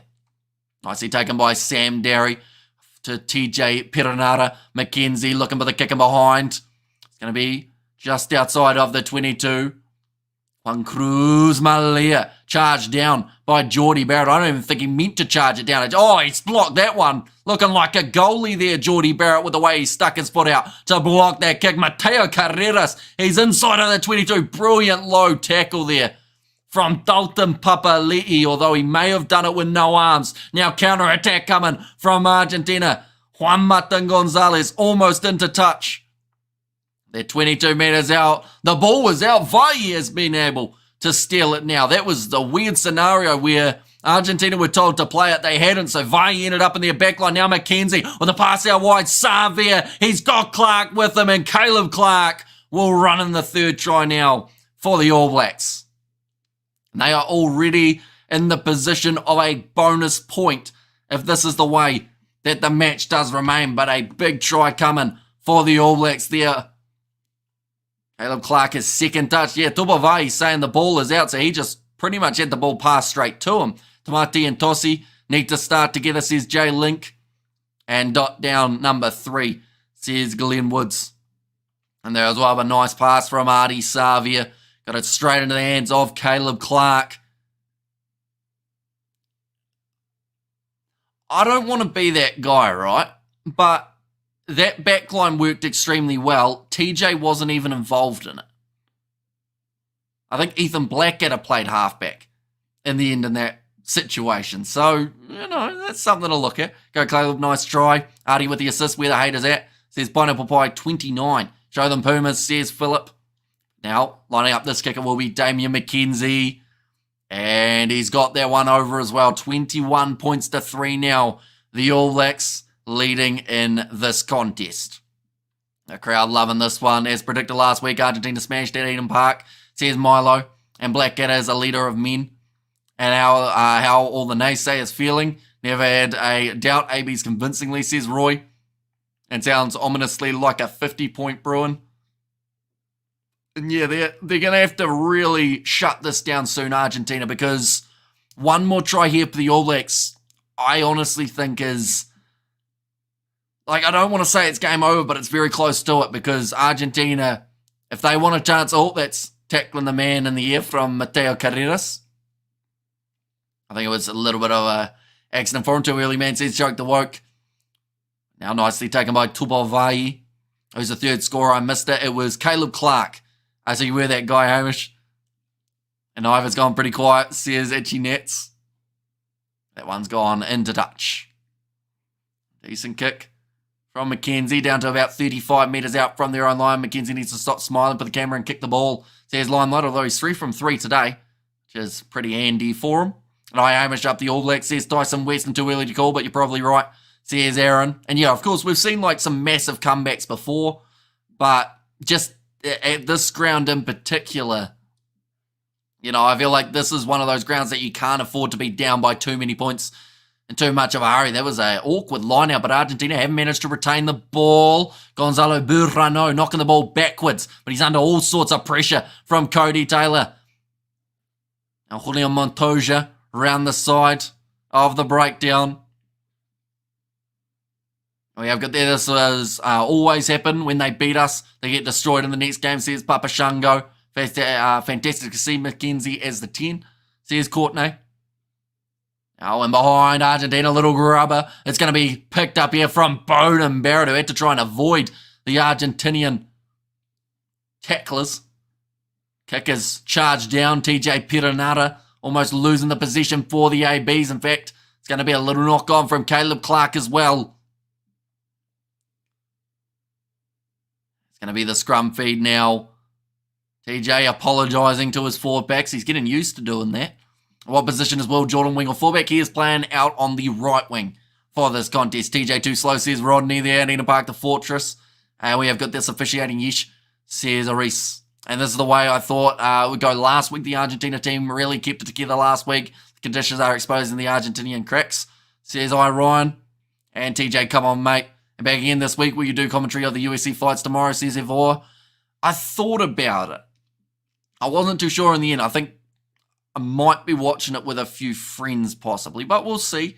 If I'm not, then I think I will end up doing some sort of stream for it. It is a massive fight at the end of the day, New Zealand versus South Africa, which of course is a pretty awesome rivalry when it comes to the rugby side of things. Now, big scrum from the All Blacks, but they've given away the advantage there, I believe, in the scrum, although I think that might have just been them saying that the ball went backwards. Now, Argentina in possession, 40 metres out from the try line. Julio Montoya tackled low by Dalton Papali. Gonzalo Burrano. Cut out pass, one in the hands of... that was an awkward one for Matthias Maroni. Almost got his knee bent the wrong way, but has gone into touch. Are you doing the next match? We certainly are. We are going to be doing every game of the Rugby Championship. So if you guys are new, be sure to leave a like and subscribe. We are on the road to 52,000 and we are only just over 400 away. So if you do want to help us get there, be sure to hit that subscribe button. John Kerwin probably loving the scrum tonight, says Justin. Yeah, it's a massive difference, isn't it? When you compare that they've only made one change in this starting lineup, adding to Mighty Williams in, and the scrum has completely changed. Although saying that, we didn't actually get to see the starting lineup scrum last week up against Argentina due to how long it took for the first scrum of the match. A kick downfield from Damian McKenzie into the 22. New Zealand trying to put pressure on Juan Cruz Malia, who has managed to get it into touch about 42 metres out from his own line. Is TJ still wearing that knee brace? He certainly is, going the way I thought it would this week, says Nicholas. And bring on Cortez, says Eugene. 29 minutes through. Like I've just said, the All Blacks have spent about 4 times as much time inside the Argentine 22 as they did throughout almost the whole last match. I think that was the stat that they just said. I couldn't really hear it. But Cody Taylor throwing this ball in, nicely taken by Ethan Blackadder. And once again, the All Blacks will look for their rolling maul. This is some good stuff. I'm not giving them a sniff. Love it. This is Auckland, says Tony there. And when South Africa versus Wallabies, that is going to be kicking off. Oh, beautiful offload from TJ Perenara. Got to give him his flowers there. That was fantastic work on the short side. Will Jordan scores the try, 32 from 33 games. And the All Blacks are now 26 points to 3 up over the Argentines. Domination happening at Eden Park currently. Did you bet on this game? I did not know. As you guys will know, my predictions are absolutely awful. I predicted the All Blacks to win this game by 8. It seems like at the moment, if they keep on scoring this way, they're going to win by 80. But Will Jordan, Nick Berry almost got cleaned up by one of the Argentine players, but running to the short side, gets the offload, just waits as long as possible to get that offload away. And if he hadn't waited that little bit of extra time, Argentina would have got themselves the turnover. Try time. And record night, says Baz, and go the All Blacks, says Bernito. An excellent commentating, Hamish, reminds me when I was a kid more than over 50 years ago.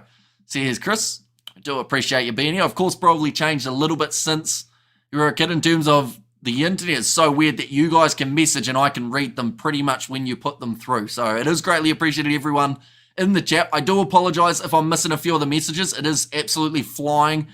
But we will try our best to read as many as we can. That kick is successful from Damian McKenzie when it's the South Africa Wallabies game. It is kicking off in 2 hours' time. It's when that one roughly is going to be taking place. South Africa walking through this championship. Says IT respect. And last test for TJ too slow, says Stuart Moore. Although, like I said, credit where credit is due. On that short side, that was a brilliant bit of work from TJ. And he looked quick in that case. And chat says thanks to Hamish.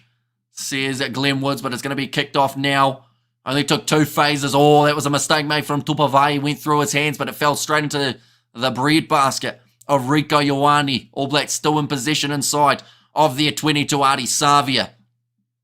Tackled by Argentina. Now McKenzie. Bit of an awkward pass to him, but he will get this one downfield. Does manage to put the ball into touch. And good start. Can they keep it up for the whole game? If they can, good sign. Let's go the ABs. D-Max slotting everything. The smiling assassin has come out to play. I mean, I can't believe how many viewers you have. Says Joe the Warrior. Yeah, it is huge. Like the Rugby Championship, these are definitely the biggest numbers that we've had since the Rugby World Cup. Although we did get quite a few on the Olympic sevens, but not the numbers that we are getting here. What's going on with Argentina? Says Music Anime. Unfortunately, the trend of having a big game and then New Zealand playing well in the next one. Just seems like it has continued here. Big score coming, bro. Says Aman. Now, off to the right-hand side. But I think the big thing that Argentinian supporters are asking for is a little bit of consistency. Because what normally happens is Argentina play their big games up against the All Blacks, and then sometimes they do end up losing to the Australians, which I believe is a game that they should have more than enough capabilities of being able to win. Very well done from Caleb Clark to keep the ball on the side of the All Blacks. It was a loose one. Had to clean it up in wet conditions. Not very easy to do. Damien McKenzie inside of the 22 this time. Will kick it downfield for New Zealand. Perfect counter-attacking opportunity here for Los Pumas. Juan Cruz Malia on the halfway line. Tamaiti Williams got a little bit of a grasp of the jumper. Now big fan coming in on Derry, who helps complete the tackle. Santiago Carreras, they're looking for the ball. It's a third knock on from that man. He's now dropped 3 balls in this match. What's the South Africa versus Australia score now? They are not playing yet. In 2 hours' time, they will be playing, and we will also be covering it. Another channel streaming your stream. They have 1.1k views. Says Dwayne there. Really? Do you know what their channel's called, Dwayne? Out of curiosity. It's kind of weird. Hello to the other channel. Be sure to check out the Kiwi Lads. That's the channel we're actually streaming on, not on this other random one, I should mention. And how's Derry been, says Squid? He's been strong. Matt, listening to you from Costa Kenya. Says Matthew, how many tries for New Zealand, says Mike. And such an awesome commentary, bro, says Masati. Thank you very much. I think I read out a question, didn't I? And never. Oh, how many tries for New Zealand? 4 in total, sorry.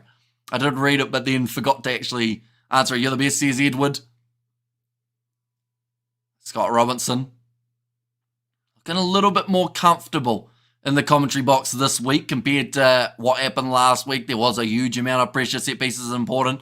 Play foundations for scoring. That's the difference today, says Roger. Now that ball's going to be fed in by TJ Perenara. Who do you think will have one-time scrum in the next few years, says Warren. Now in behind. Nicely taken by Damien McKenzie. I love your accent, says Jay. Thank you very much. Love your tie, Hamish. Says I'm Giants. Yeah, it's almost more Argentinian colours than New Zealand, isn't it? Bowden Barrett going across Rico Ioane on the outside of Caleb Clark. Tries to bust through Matthias Maroni, who's always very strong in defence, but they are going back for the original scrum. Or sorry, original penalty, I should say. Great commentary. Reminds me some of the great commentators of yesteryear, says Vix. Thank you very much, mate. It's greatly appreciated. Yeah, anyone who is new, like I mentioned, be sure to hit that subscribe button. We are back for South Africa versus Australia as well. So if you are new, be sure to leave a like and subscribe. Looking at the odds at the moment, Argentina have been given no shot whatsoever, which seems harsh, but at the same time, when you see the way that it's sitting currently with such a lead that is already in play here, it makes it so difficult to come back into a contest like this. Now Cody Taylor getting the rolling ball right again. Telling one, Thomas Gauchot to get out of that rolling ball. Cody Taylor. Now going forward. We have got there. What's up, Hamish? You know you've made it when your channel is streamed by others. So who has claimed you now, boss? Says Warren. I haven't seen the name of the other channel as of yet, sadly. That's going to be a nice big run from Will Jordan. Moving to 25 metres out from the try line. TJ Perenara going across the right-hand side. Cross kick coming from Damien McKenzie. Well taken by Cody Taylor. Dummy run from Geordie Barrett. He went straight through a gap. No one was on it. Amish's commentary needs to be studied. It's always spectacular to listen to him, says Benito. Thank you very much. Greatly appreciated. Perenara to the short side. Cody Taylor. They're only 15 out now, the All Blacks. They've already scored 4 times. Can they get themselves the 5th here? Perenara going off to Rico Ioane to take that one slightly awkwardly behind him. Again, McKenzie. Flat ball to Bowden Barrett. He's got pace and he'll be through again.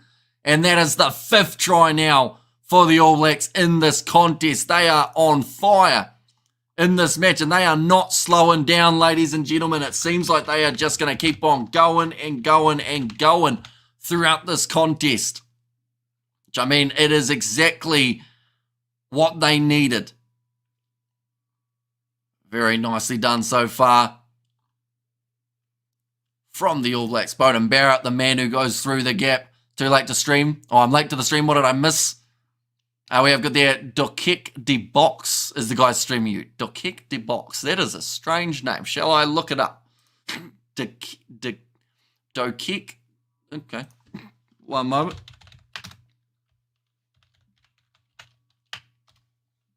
Did I spell it right? No, I didn't. One moment. There we go. Okay, I don't see anything. Unless I did it wrong. You know, I don't see it. But great change of the attacking line from Beauden Barrett. 5 tries now for the All Blacks. Unanswered, only the 3 points on the board for Argentina. The crowd were loving it. McKenzie has got another kick over. Sitting 5 from 5. Search all live stream. Says Paulie B. And there as well. Beauden Barrett now moving up in the most test tries. He's got 44, tied with Jeff Wilson. Few more, and Beauden Barrett will be at the top of the bunch. Nicely taken by Sam Derry. Pitting his ears back, gets the pass away to Caleb Clark, his Blues teammate. Now McKenzie kicking it in behind. After that early mistake that he made of kicking the ball into touch, other than that, he has been extremely strong throughout this match. Now kicked him behind from Santiago Carreras, tried to make it a 50-22. McKenzie picks it up, passes it off to Geordie Barrett. Some silky skills coming from the ABs. Mateo Carreras running it back here. Good low tackle made by Tamaiti Williams. And All Blacks is goal boy. Big shot coming in from Geordie Barrett. I'm back to the left-hand side again. Oh, ripped away by Artie Savia, but it's called as a knock-on. And another scrum coming here for Argentina. But they have just been not really given an opportunity of getting into this first half. There were a few early moments where it seemed like Argentina were on the verge of scoring. But after that, it just seemed to be that New Zealand have had all possession, most of the territory, and the discipline of Argentina has let them down a little bit more in this game than it did in the first. Now 1 minute remaining. They've got a chance of getting some form of points on the board here. Another try. Side kick, knock on. Scrum, Tamaiti eats them up. And penalty All Blacks, says Lord Rapture. And Darry, Taylor, Savi, even Blackett all playing well. But Tamaiti is man of the match so far, says Rodney. He's such a massive player for them. And not just in terms of the size of the bloke. Just in terms of the way that he's able to just... I don't know. He's just got something about him, doesn't he? Tamaiti Williams. This is not good for rugby, says Leslie. Have the commentator said Dalton's name? I don't think so. Or maybe once. He's made a couple tackles, Dalton, but Tamaiti Williams, he is going to be penalised this time. I think that was for collapsing. Argentina now have a decision to make. Do they kick it for touch or do they kick it for the post? They have to go for touch here. They're down by 32 points. Looks like Santiago Carreras has decided he will go for the left-hand side. And gets it into touch about 22 metres out. Not quite the angle that he would have been after. No, it's not a good game, says Neil Cooper. I think ABs have played Argentina 47 times last week. Only their third win. And bring on Sam Kane, says John. And halftime hooter goes off, says Rodney. Yeah, as soon as we have this last play of the half, it is going to be halftime in this contest. Yeah, it's been a different half, to say the very least. New Zealand have already scored more points in this game than they did throughout the whole 80 minutes. That ball's going to be loose. It might have been knocked on by New Zealand. Yes, it was. So that will take us into halftime. And All Blacks hard and fast. Great commentating, says Lauren there. And we have got there. So you take away the scrums, you stand a chance against the All Blacks, says Ivan. And there as well. But yeah, massive turnaround from what we saw last week. Here in Argentina Rugby as amateur, we don't have even have professional players playing locally, says Nico. We will get some stats to do with that first half because, like I said, we expected some sort of counter from the All Blacks and some sort of like righting of the wrongs that they made last week. But I don't think many people were anticipating it to be quite this substantial in terms of the break between these two sides, or the gap between these two sides, with it currently being 35 points to 5. In terms of the match stats, though, we see some interesting stats coming through. I don't think they've officially updated completely. They're saying only 135 metres gained by the All Blacks. We've got Miriana, as said, you are the best commentator. Thank you very much, Miriana. Greatly appreciated. 10 defenders beaten for the All Blacks. 4 clean breaks. Argentina have made 68 tackles, missing 10. All Blacks making 48 and only missing the 3 tackles so far. Blackadder has monstered them. Yeah, he's looked a lot more physical in this game, Ethan Blackadder, which is very good to see for the All Blacks, because he could take that number 6 jersey and he could keep it for a little while if he continues playing the way that he is. There was never any doubt. It was just a matter of time. Says Soa Jr. in there as well. Well, we will go like that. And like that. There we go. The ABs have finally woken up, and I expect ABs to come back with a vengeance. Expected nothing less from them, says Ross. And top commentator says, John, thank you very much. I bet win by 25 at $12. Looks promising, but far from over, says Peter Wild. And who are you going for, Argentina or New Zealand? I mean, I'll be honest, like the All Blacks, they did need a big win here to build their confidence, but I did want to see Argentina keep close. I think I backed New Zealand to win by 8 points in this match, and it's certainly a little bit more one-sided than that at the moment. But anyone who is new to the channel, of course, be sure to hit that subscribe button. We are getting closer and closer to 52,000, but the goal by the end of the halftime break will be 51,700, so we're only 92 away. If you want to help us out, be sure to hit that subscribe buttons. Where all the TJ haters at. I mean, to be fair, he's had one good moment in this game where he got that offload to Will Jordan. Aside from that, there hasn't been that much that Perenara has been involved in. And I feel like that is credit to the whole side. Of course, TJ, like I said, having a decent running throughout this game, but still a couple times he's looked a bit shaky. But maybe that is just because he's just come back from his injury. You don't drink too much water today, says Honoria. We will have to drink a little bit, though, or else the voice will completely cut out, unfortunately.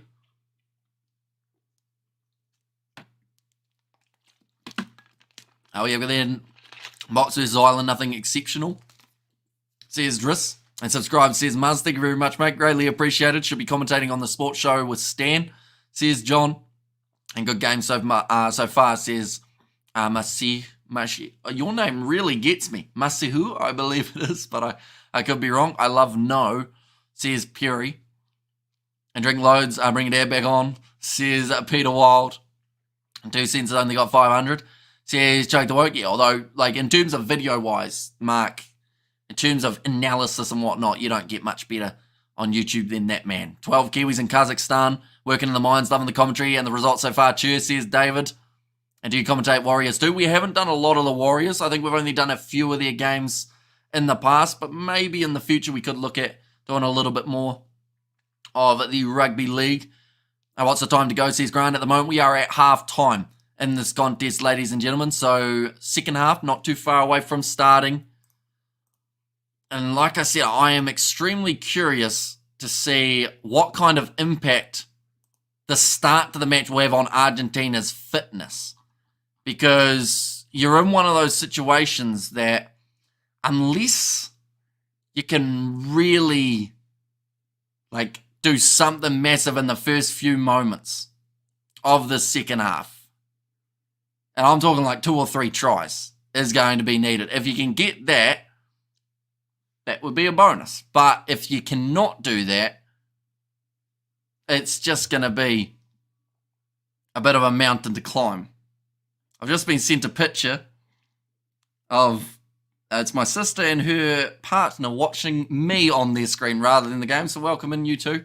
Hope you're keeping well. I saw the snakes bag. Check your phone, bro. Yep, I just did. Can you say shout out to Houston? Yep, Houston's great. Are we talking like the place or are we talking the name? I got a bit excited. But yeah, second half.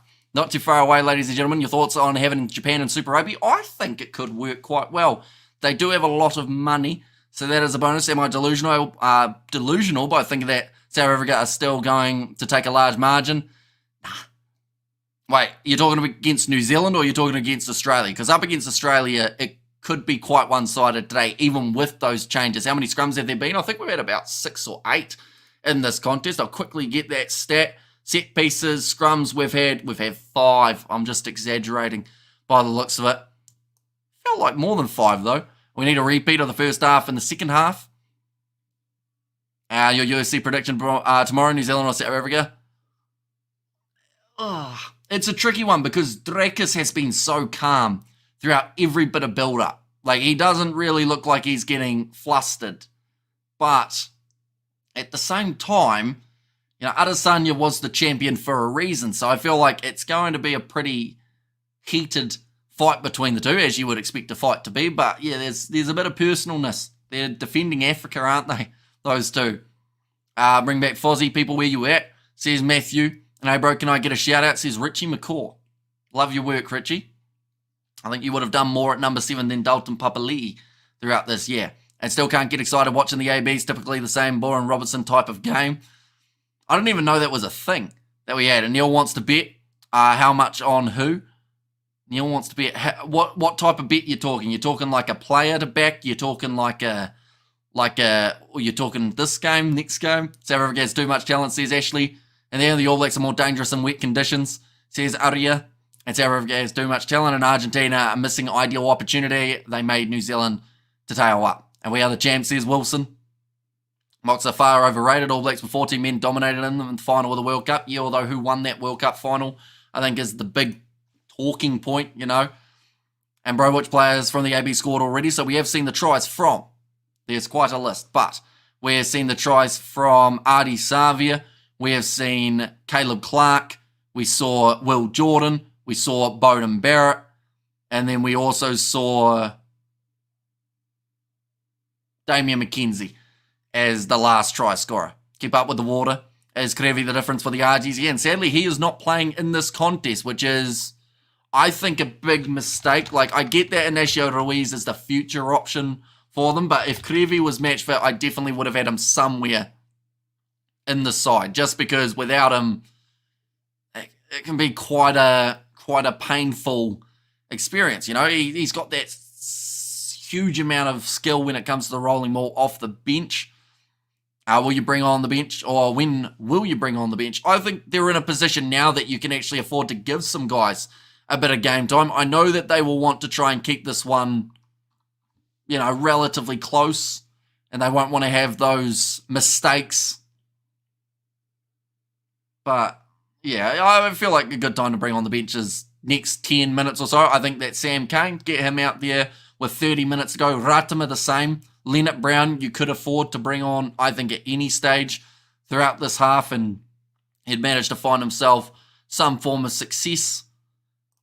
Second half, not too far away, ladies and gentlemen. Anyone who is new, of course, be sure to leave a like and subscribe to the channel. Does New Zealand know that you're a Box fan? Says Leslie, I am, as you guys know, a fan of most teams, you know. That's just my answer, really. That's about all I've got. That one. One more. We will go like that. And we will go like that as well. There we go. We have got there, hey guys. Lots of love from Cape Town, South Africa. And bring Ratama on, and AB should just smash the Box in this stupid debate. They keep on having South Africa is not that good, says Baris. And we have got there, I reckon Sam Cane will make up for that red card against South Africa. He owes us those 2 wins, says Kershaw. And to be fair, Hamish is the main event, says a Mr. All In. But of course, another game that is happening just around the corner. It is going to be the matchup, ladies and gentlemen. The Springboks taking on the Wallabies. It's going to be a good game. It's going to be in wet conditions as well, unfortunately, happening in Perth, where it is also raining. Wallaby steaks on the barbecue tonight, says Frank. And love the mighty All Blacks, win or lose. They stay my team. Arlene here from Parliament, South Africa. Yeah, standout players-wise, the fact that we've only seen Will Jordan a couple times, and the fact that he has scored a couple tries, well, not a couple tries, but he's had a try. He's also looked extremely strong with the ball in hand. Caleb Clark, he's hardly touched it, but he has also scored. We've seen a lot of Ethan Blackadder in this game and quite a bit of Artie Savia. Bowden Barrett playing his role well. Damian McKenzie, as he is taking golf after this, we can bet. Says a music. And Arabia is the winner on the night, says Gary. Your very brief summary of Scotty Scheffler. Scotty Scheffler. Why does that name ring a really, really big bell, but I can't think of who that is? Scotty Scheffler. Am I going to annoy a lot of people by saying I've forgotten who that is? Today is Hungy time with Argentine beef on the menu. Let's go All Blacks, and Kane shouldn't have even been in the All Blacks, let alone pin the bench. Says Murray Reid. He's a pretty handy option for the ABs. Like, a lot of people do give him a bit of stick about that discipline that occasionally goes wrong, but he's a strong player, Sam Kane, and as much as people like to dislike him, he's a golfer. What did he do recently? I assume he's been in some sort of... Oh, was he at the Olympics? No. Oh, no, he's from the USA, isn't he? Scotty Scheffler. Am I digging myself a hole, or am I working out who it is eventually? I'm slowly going in the right direction, I think. He's a USA golfer, I think. It's time for you to come out of the closet, says Leslie. No, I'm all right. I quite like... Is this for South African supporters? Scotty as an American golfer, says Cater. And last week was just a fluke, says Jeremy. And our numbers, why Sam Kane is elite. Near Richie's numbers, that's a fact, says Kershaw. Gold medalist, says Mike. In there as well.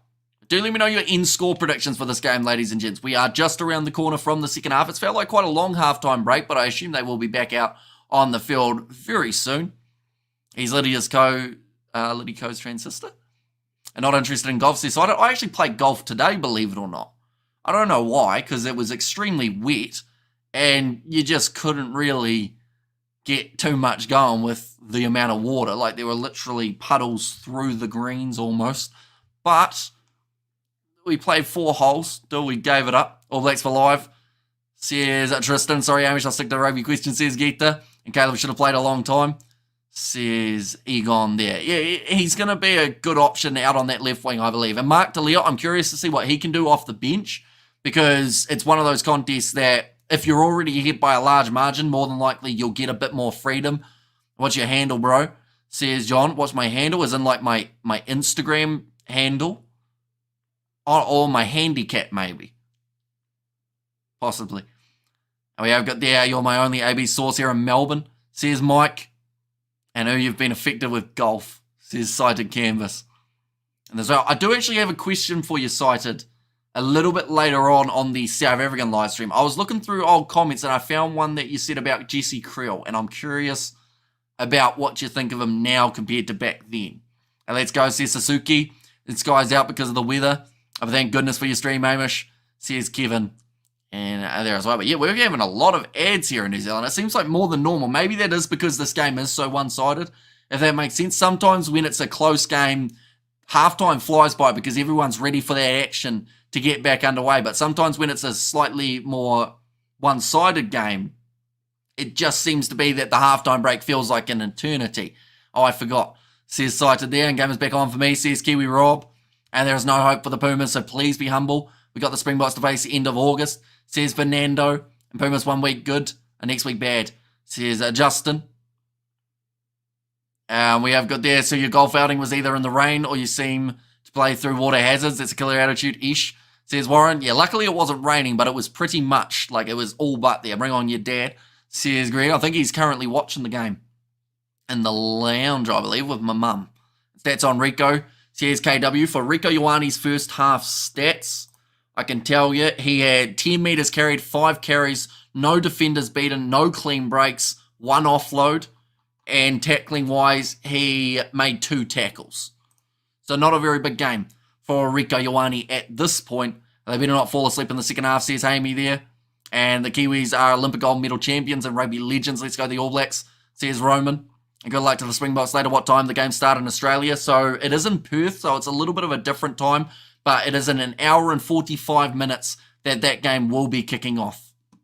So whatever time it is where you are, add another hour and 45. In 2 hours' time, the game will be on. Or at least they'll be underway, I should say. It's amazing all the South African supporters. The AB's being loudmouth now. We all know the Pumas can't follow up good performances. Says Vitamin Green. Looks like the All Blacks have gone with an unchanged starting lineup for the second half. Do you think we will ever see free-to-air All Blacks rugby again? Sadly, it's not very likely. Like, they have All Blacks delayed on Prime. They always have the games a little bit later, which is free to air, but you just don't get the games live, unfortunately, through that. Are the ABs running it straight? They are doing a lot better. Stats on Geordie Barrett. Says Golf Dude. I think he's a little bit similar to Rieko Ioane and some of those stats he's had. Oh, no, he's had 3 meters carried. No, he hasn't even made a meter. He's had 3 carries and he's made 3 tackles, so actually less than Rieko, but nice. Rolling maul off the get-go here. Ball's been dragged down. The All Blacks trap it, and they will get themselves the early scrum in the second half. South Africa is going to be found out during this championship, says TE. The bonus point currently is in play for the All Blacks. For Argentina to cancel that, they would have to score 3 tries in the second half and not allow the All Blacks to score a single try in this contest. It's going to be hard to do. I'm from Wellington and I'm supporting the box now, ripping my ticket up for the Aussie game. All Blacks will turn up and play like mud, says Pete D. And for world class, there's no world team for the All Blacks. And ABs are playing with more structure, says Rural Sheepdog Sheep. Now, TJ Perenara about to feed that ball into the scrum again to Mighty Williams. Has been massive in the scrum, and it is going to be the case again. The All Blacks going forward. No advantage played. Savia on the short side. Great step from him. Will Jordan gets the offload to look close to forward. Nick Berry says for now it is play on. Now back across to Dalton Papali. They are 10 metres out from the line here, the All Blacks. The ball is there. The referee doing very well in terms of not allowing either halfback to milk a penalty. That's a big leg drive. Now 5 metres out from the line to Mighty Williams. Runs straight at Julian Montoya. There was a point in time for a Rugby Championship comp where that man hadn't missed a tackle. Will Jordan can't get there. He's going to be... Oh no, he does roll over and score the try, Will Jordan. I thought he was going to be held up. He is now 33 from 33 games. I believe. I think I've got that correct. Either way, he's at 100% scoring rate again now. Will Jordan, 2 tonight, 33 in his career. So yeah, it must be 33 games. No one respects the ABs more than what the Box themselves do. I will have to wait and see if the Box are overrated. Says Vitamin Green and damn 35-3. And now it is 40-3. Will Jordan, though, went through. I thought he almost messed that up. Got himself in a little bit of trouble. Who's going to commentate the Springbok game? Me. And I Hamish, when he's today coming back on, says Stefano. I'm sure we'll get him on at some point. But Will Jordan's done extremely well to manoeuvre his way down to put that ball on the line. Now Damien McKenzie, 71% chance of this one going over. He has kicked 5 from 5 at this stage of the matchup. This is actually insane from the All Blacks, says Bernito. And he's got it over. Damien McKenzie making the score now 42 points to 3.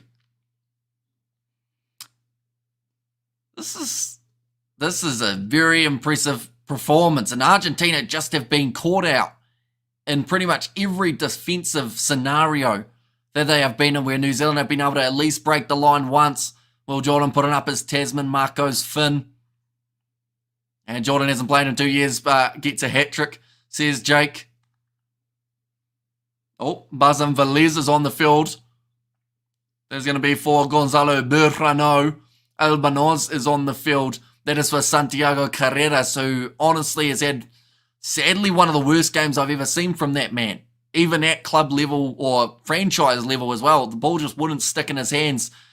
And couldn't afford to have those scrums against them. What was the score against Argentina in this Rugby World Cup semi-final? I think it was 44-6, I believe. Now that's going to be knocked back by Caleb Clark. Referee says play on. Now DJ Perenara going across, quick hands there. Cody Taylor. Bit of pace there, tackled by Pablo Matera, who's got onto the ball. He had his elbows down. Referee says clean turnover, and the penalty goes the way of Argentina. And everyone knew Argentina would be this ball after last week's victory. Says Warren. Has Jordan been injured? He is not, that I know of. And we have got their excuses. Says John. Who makes way for Xavier Numia? It's a tricky one. I mentioned about it, how Fletcher Null might be the guy that misses out. Matera not spotting his weight. Yeah, he did have his elbows down, but I assume that they Like, just said he had it already. I'm going to look at this replay again. Yeah. Oh, there's no issue there, though. So I guess because his hands were on the ball, he is allowed his elbows down? Maybe? Oh, yeah, we're going to say hi to Kiwi Dad for us, says Gary. And all tries were converted, obviously. They don't have Marnie Lebop kicking for them, says Bruce. Now they are going to be in position here, Argentina. Beautiful. Quick hands. Offload to Crema. Kick forward by Will Jordan, who regains his composure. Waits for Juan Cruz Malia to jump onto it, and then Jordan makes the low tackle. Smart move there from Jordan not to jump on the guy who's on the ground. We've seen players penalised for that time and time again. Azam Faliz gets it off to Thomas Gasho. It's taken back into the 22, so they are not able to find the touchline with this one. ABs have already scored second half. They certainly have, 42 points to 3. At the moment, Blackhead has been fantastic. Kenzie looking for the 50-22, can't quite find it. Now Albanoz going to use, oh no, he's blown that one. Caleb Clark picks the ball up, moves up to the 22, but I think Albanoz tried to, oh, that looked bad from TJ, diving in off his feet in the breakdown, but it's a turnover for Argentina. Got too keen to get into the breakdown. End up leaving no protection for the ball. Now 22 metres out from their own line, Argentina. This game's being played at a very fast pace, ladies and gentlemen. Do you think Sam Cane can outperform himself after his World Cup red card and all his injuries, says Johan? I mean, I feel like he adds quite a bit in terms of, like, making these younger players a lot better in the loose ball trio. I mean, we've seen what Blackhead has done in this game. He's stepped up drastically. You know, he did well last week, but yeah, that's pretty poor from Albanoz. He tried to go for a grubber, but actually missed the ball completely. And thoughts on Xavier playing sevens? He used to, way back in the day. He is now going to be playing for Moana Pacifica next year in Super Rugby Pacific. Damien McKenzie, man of the match. Razor, please do a cartwheel, says Moa Hunters. So quite a bit of, a bit of deep heat on the leg of Joaquin Oviedo. I've seen a huge amount of that man in this contest. The All Blacks yet to use their bench. What a hiding out Springboks are about to do, says Irvin. Do you play rugby lad? I do not anymore, no. Used to when I was younger, but not currently. Sam Cane is an out of 10 player, solid game every week, says Joe Webby. Outcome, it's 42-3. Hello, says Trevor. It's been a dominant game. We're only 46 minutes in as well. The scary thing is, the All Blacks still have time to get up to that 70 or 80 if we don't start to see Argentina play like they did last week. That's going to be the testing point. Will the bench be able to get it right? Now going for the rolling maul again here. Who scored now? Will Jordan has got himself 2. He was the most recent try scorer for the All Blacks. We haven't seen any Pumas performing today. So here's Michael. What position did you play? I was out on the wing, but I would have loved to be halfback, but the coach's son got to be halfback. Now, big seller dummy from Pablo Matera, almost looking like an Artie Savia-esque type of one. Now, Oviedo, after getting a bit of a massage now, has the carry. Bazan Velez has been taken back again by Argentina. There's been a lot of times where they've been just outside. Oh, McKenzie knocks that one on. And Argentina then looking for the forward pass. Oh no, they've said that's gone sideways by the sounds of it. Okay, there we go. Knock on Black first, then it is Argentina. Is this the same XV that defeated them in the last game? Says Erwin. It is pretty similar, to be honest. Like, they haven't made a huge amount of changes other than the fact that they haven't got Agustin Crevi off the bench. They have got Marcos Crema, who has moved to 4 rather than Molina. We see Oviedo going to 8 and Juan Mata Gonzalez transfer to 7, but yeah, it's not a mile off in terms of what they had for their last game, which is why it's so confusing of how drastically it can change for them just 1 week later than their massive win over the ABs. Argentina struggling to slow this game down. It's playing into the AB's hands, says Rodney. I think 60 points is a good make-up for last week, says I Am Giant. It looks like Sam Cane not too far away from making his way onto the field, just doing a little bit of warming up here. The ex-All Blacks captain. Hamish, did you coat your hair with gold? I did not know. I think it's just the lighting. Possibly. Why could they not play like this in the first game? That's going to be a free kick now to Argentina. They will take the quick tap of Oviedo. Now running hard. Oh, he almost went straight through, but Tupavai making an important tackle there. To the right-hand side, Juan Matan Gonzalez. A little bit of a slip. Now Buzzin Velez looking to go through. Derry crunches him and drives him backwards. I love our forward, says Chris and Jenny. And yep, the ABs are back and no excuses, says Choke the Woke.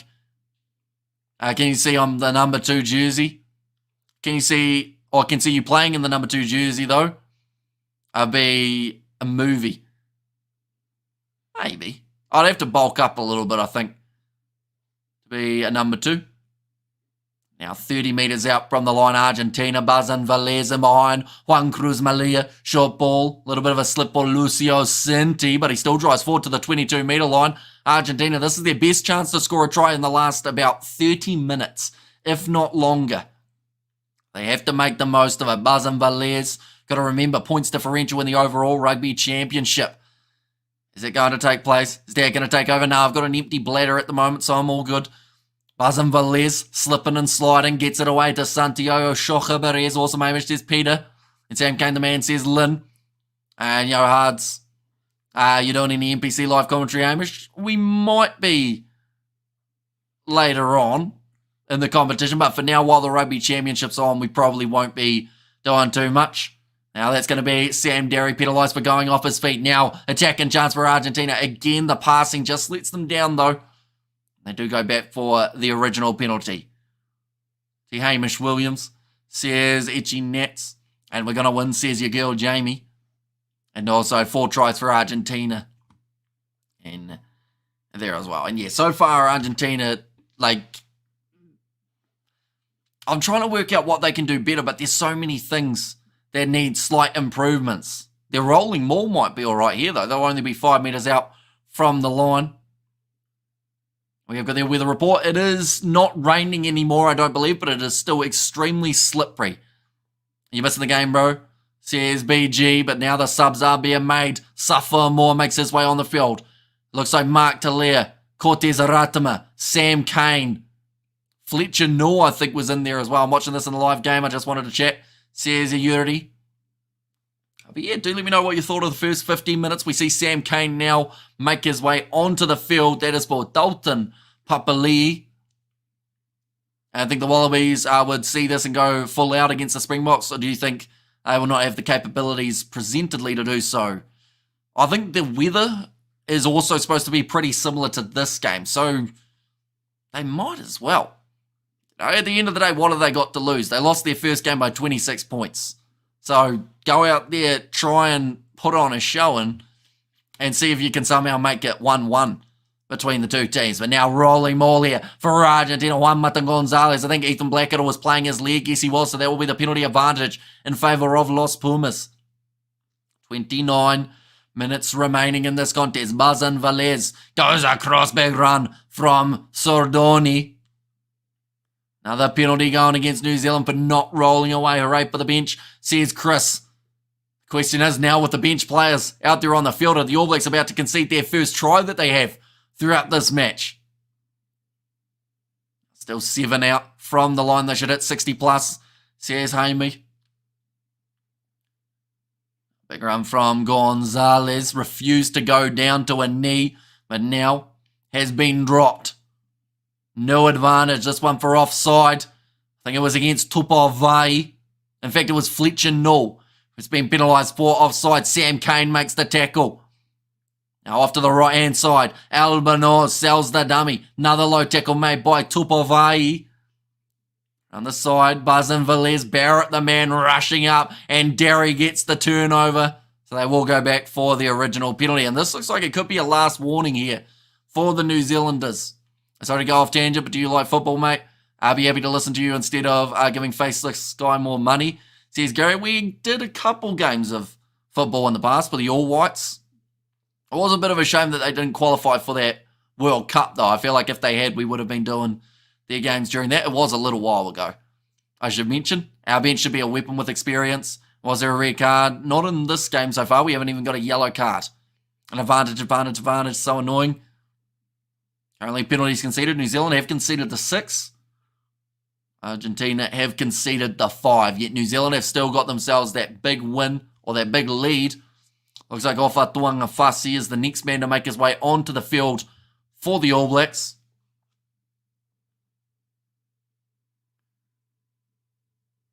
The mighty Williams, though, he has had a tremendous game up the front. Definitely a man of the match contender, which doesn't often happen for a prop. Normally you are, you're kind of the unsung hero of a side. Looks like Argentina going to take the quick tap here. They do go for the line, and that is very close to being able to score it. Round the side, buzzing for Les. One-on-one with Savi, who manages to drop him. Now 2 meters out. That looks extremely close for Argentina, but again, they will be just short. Oh, Sam Cane almost got himself a yellow card there. Now losing his footing. Argentina just out from the line. Sam Derry being told not to go for it. Round the side again. Joel Scalavi. Is he over? I think the All Blacks have almost held him up, but they will check this one. The All Blacks are all calling for a knock-on. Way too far behind, mate, says BG. Well, you had to pause your TV, won't you? But now, 27 minutes remaining in this contest. They will go upstairs for the TMO. And they are going upstairs. Marius Jonker in charge. You don't sub your 7 and 8 in the forward. They are 80-minute players. Come on, Scotty, says Amonga there. But then what do you do if your 6 is having one of his best games of the season, Moonga? Surely you don't take him off if he's playing well.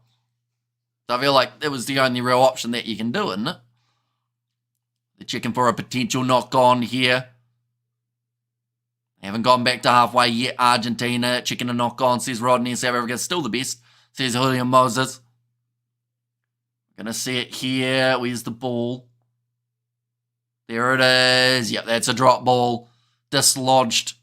So it will now be a... I don't think the All Blacks were under penalty advantage there, so I think it will be a 5-metre scrum out from their own line here for the All Blacks. But a big shot coming in from Sam Cane, as well as, I think it was Fletcher Null. And hi, it's been so long since I've seen a stream. The handsome Amish says, Simran, welcome and hope you are keeping well. Sounds like it is a knock-on, so it will remain as no tries for Argentina just at this stage, or at this point, I should say. Disrespect New Zealand at your peril. As a South African, we never disrespect them, says Marwan. Marius Jonker usually likes to get heavily involved. And the video rest box says Gita. Yeah, although I think that's one of his first inclusions in this match, I believe. I don't think we've seen him for 53 minutes, which is quite impressive. And please come and visit us in Cape Town in December. You can watch the Sevens with us in Cape Town Stadium, says I was there from Mark. That would be quite cool. Going to South Africa, although I think I'm going to Australia beforehand, so I don't think I'll be able to go both, or else the budget might not exist. And who's your favourite All Black, says Richie? I mean, I've quite enjoyed Artie Savia a lot of the time in terms of the work rate that he brings to the All Blacks. Great commentary as usual, Kiwi lad. Just tuned in after work. Why New Zealand so much better than Game 1? They seem to be a lot more on the same page. But also Argentina, I don't think have had anywhere near their firepower that they had in Test match number 1. They've missed a lot more tackles. They've given away a few crucial penalties. And New Zealand have just had a lot more possession. How's Oamaru, says Paul? Not sure. Don't live there, but I assume it's all right. I assume that it's nice weather. Well, cold, but probably nice there. Their normal service resumed, says Kim. And glad to see Jordan back at his best. Yeah, it's been a little while since we've seen Will Jordan in that starting lineup. Skip Australia, Hamish, too many Aussies there, says Grant. Do the ABs have a bonus point? Yeah, yep, they certainly do. The only way to lose their bonus point is if South Africa Argentina were going to score, I think it's 3 or 4 tries. I think it's 4, though, that they would need. Timaru also don't live there, but I assume that it's similar in terms of the weather conditions of Oamaru. And enjoying the commentary, subscribing, says Tyler. And Cortez Ratama, says Cals. And yeah, he has made his way onto the field. He was one of the mass changes that we saw for New Zealand. His scoreboard is stuck, says Vitamin Green. That's right, but now line out coming. Oh no, in fact, Sam Derry will make his way from the field. Second start and second brilliant performance in the starting lineup for that man. The best commentator says, Garan, thank you very much, mate. Greatly appreciated. Anyone who is new, of course, be sure to leave a like and subscribe to the channel. Sam Derry getting a lot of praise from the Eden Park locals. And also we got the New Zealanders flying, lad, says Richie McCaw. Like they've just said, he wasn't actually originally in the All Blacks squad. He's one of the players who came in due to injury cover and then since then has just stepped up big time. And that's another penalty going the way of New Zealand. Sam Cane helping up Julian Montoya. A lot of history between those two players, both captaining their sides throughout different times. I thought you were down there, or sorry, I thought you were from down there, Hamish. You're roughly in the right area, Paul, overall. So yeah, the weather here is 8 degrees Celsius, which I think it's about the same, maybe 1 or 2 degrees difference, depending on where you go north or south. So glad Sam Cane is not going to end his career in the World Cup final. If they give him a proper send-off, his last game on New Zealand soil. Says Shafiq and Ratama straight out the King Country bruh. He's like the new Byron Kelleher, halfback on Swole. Says Kershaw. And now the All Blacks have got themselves another line out of Safa Moore with the line out throw. This has almost been the longest patch of the game that the All Blacks have not scored a try for, which is pretty crazy to say. But Sam Cane off the back of Safa Moore. Bulldozers over 2. Thought about getting up and having another crack, but doesn't. Instead, recycle it. Here comes Cortez Ratama, giving it off to Sam Cane. Makes about 5 metres and off his feet. Was there number 19. Enrico Ioane. Oh, little bit of a fumble there. Adi Savia. Pumping his legs.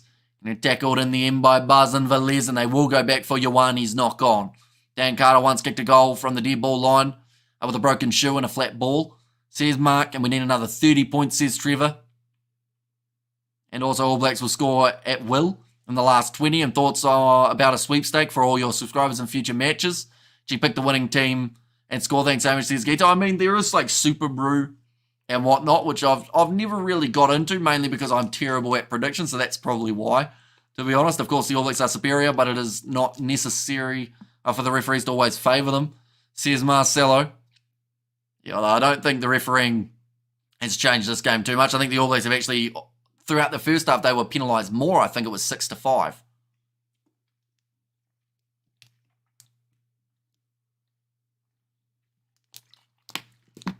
23 minutes remaining in this contest. Once again, the front rows have gone down. I saw Hamish Marshall at the job centre. He knows you're coming for his job, Hamish. You're much better, says Paul. And also go the All Blacks and the Garden of Eden. Yeah, so they have defended Eden Park once again. Here the All Blacks. Fletcher Newell already got a bleeding ear. He's only been on the field for about 4 minutes. Australia versus South Africa. That is the next game that has taken place. That is only kicking off in about an hour and 15 minutes time. We will be live on the channel in 45, ladies and gentlemen. So if you are new to the channel, of course, be sure to hit that subscribe button. And papering over the crack, says JYD, and the South will win the next Rugby World Cup again, says Marwin.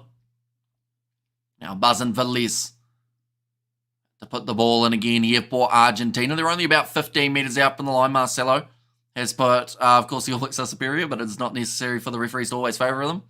I mean, you could say that, but you could also say it's not necessary to put the same comment 25 times, Marcelo. Bit of a thing to think about. And got to be a lot closer than the last game. Hope the Wallabies actually show up and give us a good game, says Justin. What date will the Springboks take on the All Blacks? Well, I can confirm that the games that are taking place between the All Blacks and the Springboks, as well as Argentina and Australia, that will be the 1st of September for us here in New Zealand. Of course, in South Africa, though, that is the day before. So taking place on the Saturday at 5 p.m. South African time. That next one is actually going to be a 12 p.m. lunchtime kickoff. No, that's a lie. It's going to be a midnight kickoff in South Africa. A bit of a brutal time for that game in Argentina, but that is when the next games are taking place in the Rugby Championship, and then here is when we are going to get to see the repeat of those games take place again. Are you feeling nervous, even though the ABs are in the lead, lad? Me or someone else? I know it's weird to say, but I don't really get nervous during the game. It's more so before the game started, because I get nervous for both sides. It's like South Africa versus Australia. During the build-up of that game, I'm going to be a nervous wreck. But, that's a sneaky little kick from Savia. It actually curved back inwards. But it's going to be forced by Elbanoz, and now going to be a goal line dropout for the Argentines. Yeah, it's a weird one. Like, at this very moment in the game, I swear my heart rate, if I could measure it, which I don't think I can. Can you measure your heart rate on your phone? Beauden Barrett now. Geordie Barrett, the most running meters he has had all day. Hasn't really had a huge amount of carries. Oh, I have a heart rate monitor. See if this works while we've got a penalty that is about to take place. Oamaru is a great place for Penguins. I'd agree. You can see quite a few. Right. It's detecting my pulse. The penalty does go the way of Argentina. They will once again kick this one towards the touchline.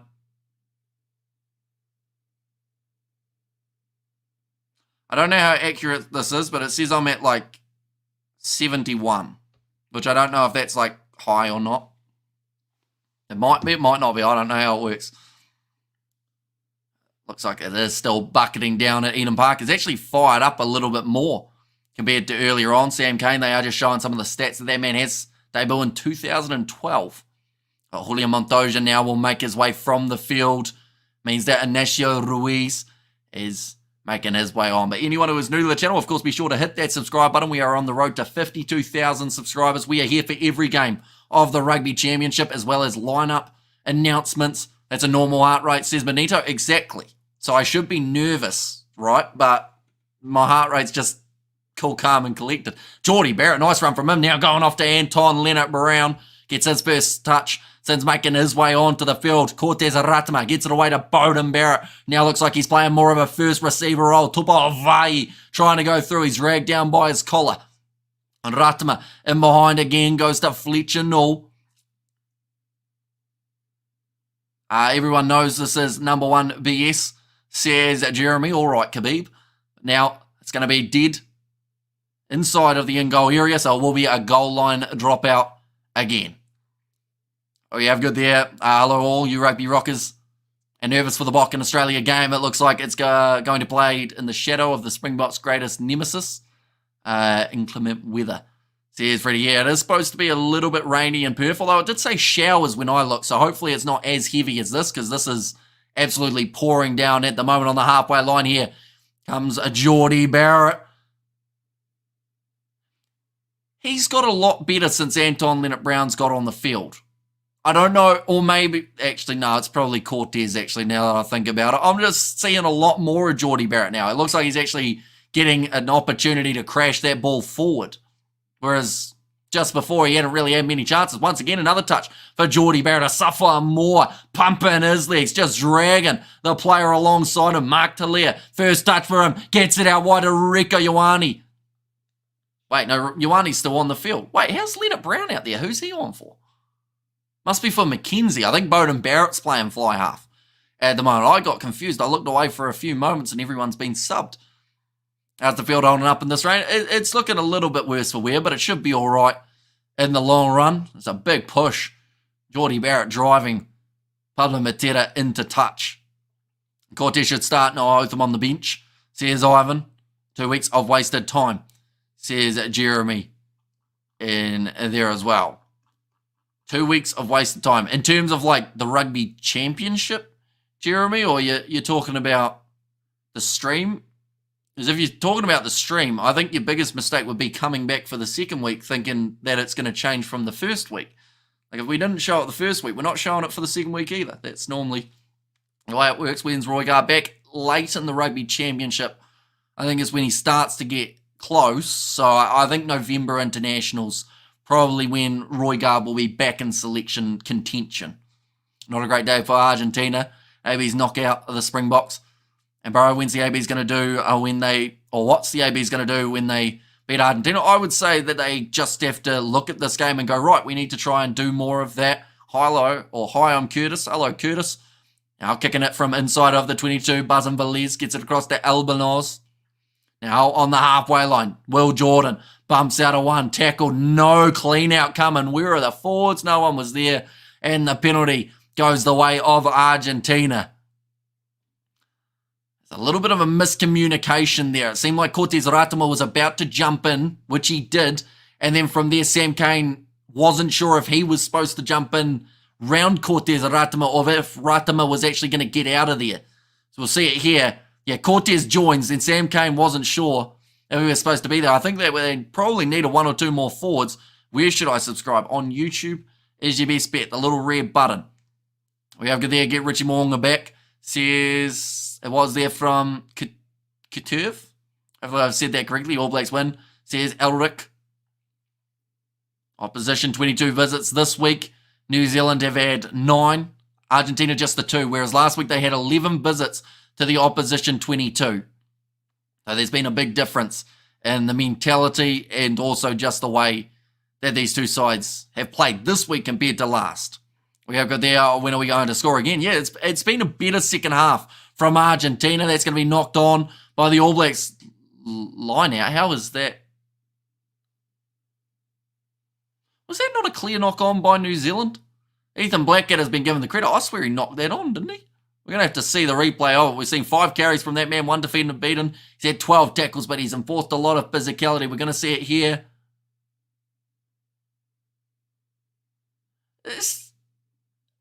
Are my eyes playing tricks on me, or was that just a clear knock on from Ethan Blackett, ladies and gentlemen? I watched that one twice, and the second time it looked like more of a knock on than the first time. But we play on. It's going to be New Zealand, who have got themselves the scrum feed. 15 minutes left, still a bonus point. Clear knock, says Vitamin Green. Yeah, I'm quite confused. We can't see, and no Damac. How's Caleb doing? That one's going to be another penalty this time, going the way of New Zealand. How many opposition taking it back against null? Says Mr. Orlin. I can't see it low. Says Kiwi Express, and no, it's not high. Says Trevor. What mummy put in your cup of tea? Says Jeremy. I don't actually drink tea, Jeremy, unfortunately. We all know what someone put in yours, obviously. Now, 15 minutes remaining here. It's going to be another Argentine scrum feed. Line out. Definitely a clear knock, says Denzel. As a box supporter, told you so. All Blacks have always set the standards and made you your Brooks. Says more digital media. And Tabaiti Williams, similar to Samoa and Auckland French props. That's going to be another steal for New Zealand at line-out time. Artie Savia goes to Rico Ioane, passes it on the outside. Geordie Barrett puts the grubber in behind. A little bit of a slip there for Argentina, but well cleaned up by Buzz and Velez.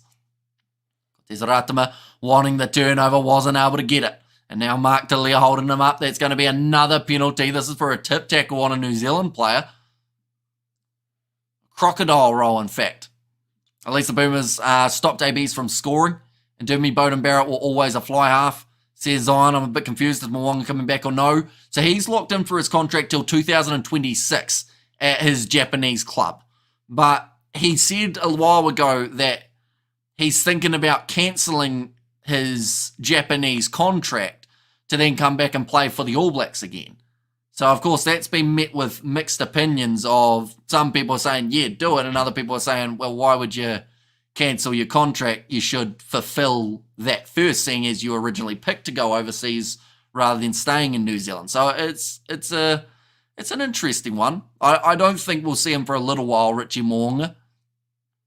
Explain how you're suddenly 40 points better.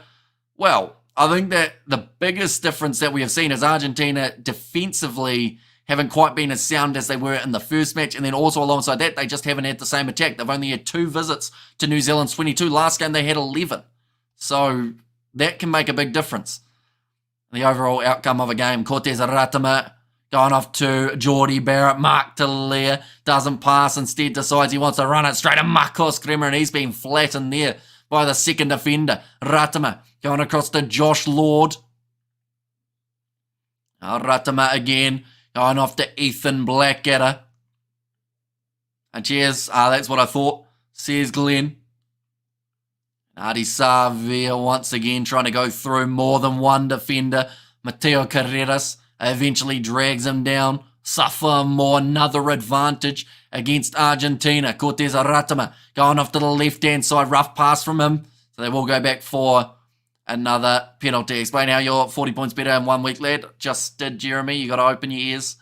And this ref was on the sideline last week, seeing a lot of offsides, Says Mr. Orlin. And Super Rugby must be cancelled for both New Zealand and Oz's benefit, says Hanoi.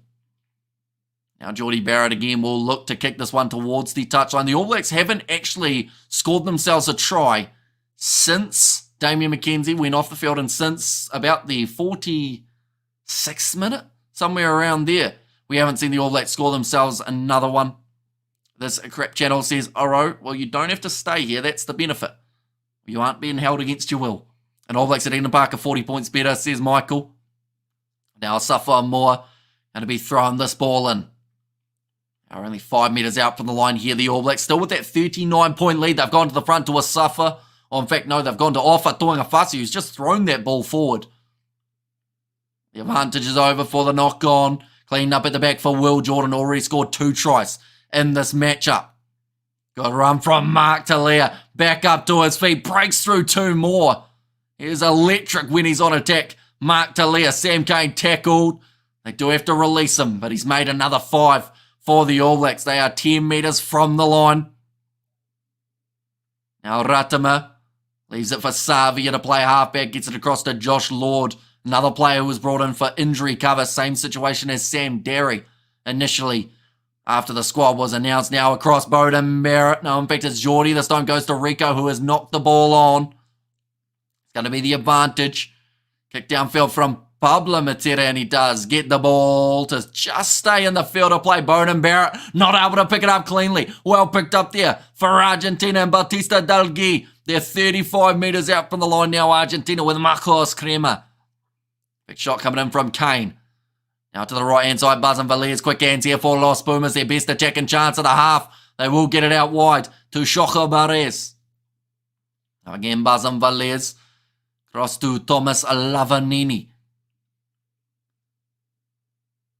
Still 10 minutes remaining. There is time for Argentina to score a couple tries if they can find their rhythm. Get a bit of momentum going forward. Now off to the right-hand side, there was a hospital pass to Lucio Cinti, but he's done well to claim that ball. And the Pumas' inconsistency revealed. Sears Clifford there.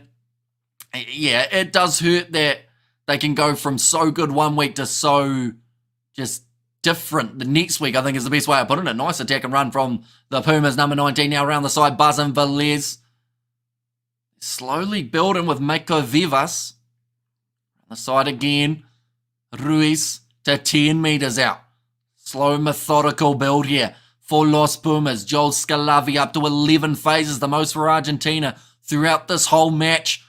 Short ball to Ruiz again. At the moment, they're only using their front row. Now thinking about the back, Santiago Shocha Perez. Tackled by Anton Leonard Brown. Buzz and Velez flat ball, and Argentina score it with Juan Cruz Malia. The first try of the contest for Argentina, but they have got on the board now, ladies and gentlemen. It has taken a lot of will and a lot of fight for the side to cross that try line.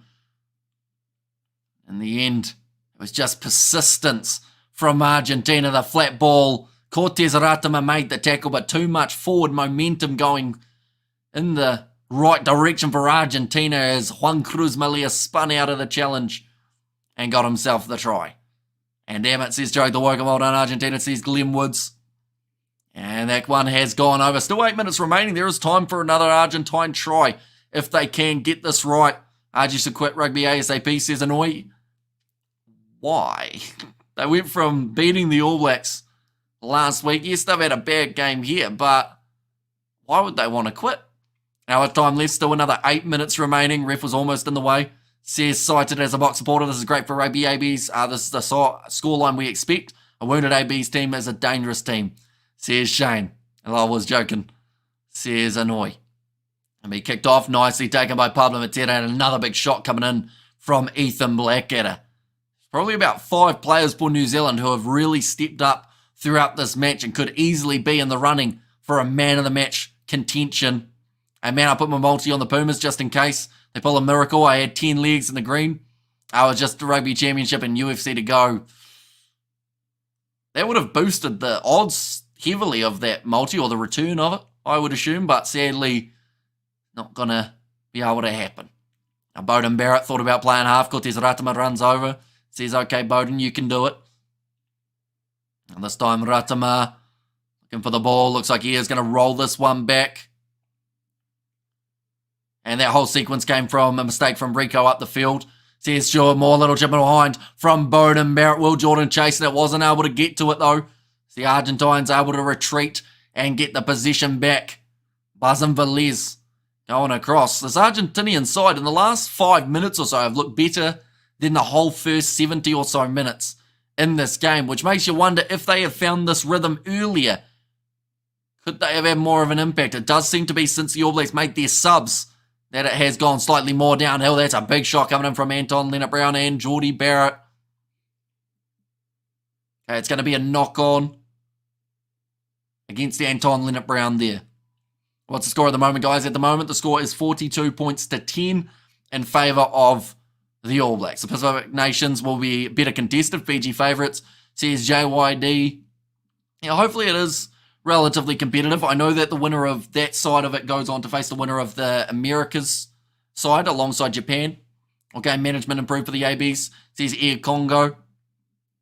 And 6 minutes until full time, says Duckster. And then the next game that we are covering, ladies and gents, it will be the matchup taking place between South Africa and Australia. We are going to be starting that live stream in 30 minutes time. So if you are new, of course, be sure to leave a like and subscribe your MVPs for the ABs. I think that Blackadder has been great in this match. I think that we've seen some really strong stuff from Will Jordan as well. And then Bowden Barrett, I still think has been pretty solid in that number 15 jersey. Savi has been good as well. Same with Derry, same with Vai. You could actually list Tamaiti Williams, just while he's come back into the mind now. Going to the right-hand side here for Argentina. Chance on attack, Batista Del Gui. That's going to be knocked on by Argentina. And Ethan Blackadder, of course, is the man who is there. Now Bowden Barrett looking for the kick downfield again. It seems like they're trying to play a little bit more territory now, the All Blacks, and that seems to be where Argentina have started to find more of their feet. Updated score, still 42 points to 10 after 74 minutes. Will Jordan tries the little grubber. He is not connected well with that one. And Argentina now with the counter-attack. Perfect chance.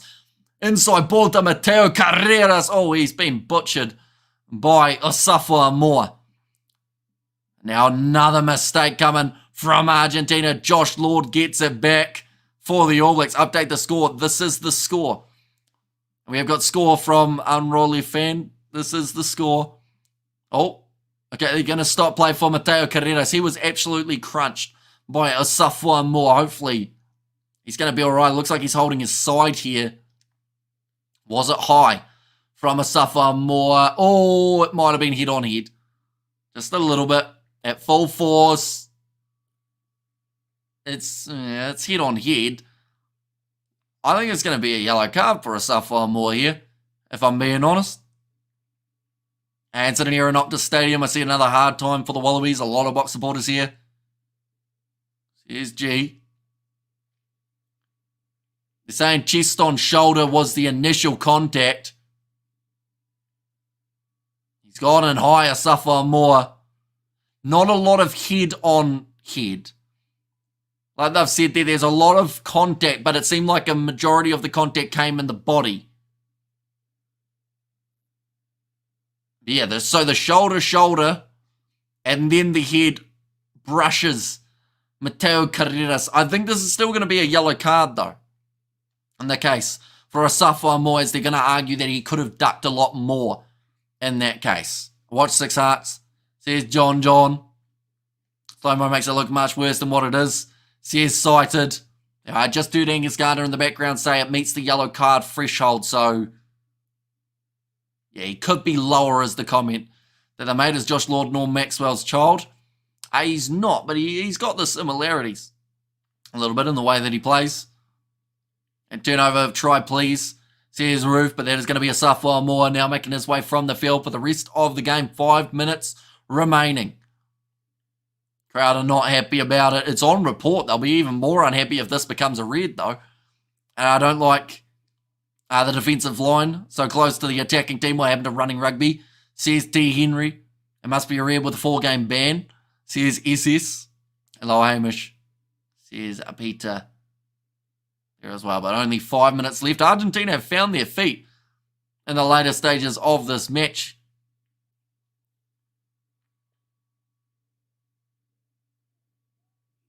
Okay, Jeff Wilson saying that he doesn't agree with that decision. And All Blacks for Live Says Randall and Hamish and Sam going well. Says Eric, he's looked decent since he's made his way off the bench. He's put in a couple good hits, but hasn't really been heavily involved in the last kind of 20 minutes or so.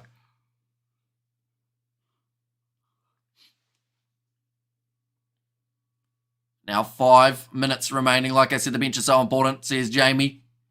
And AB's a bit relaxed now in Eden Park Fortress, says Connor, and our Pumas were asleep for more than 3/4 of the game, says Julian.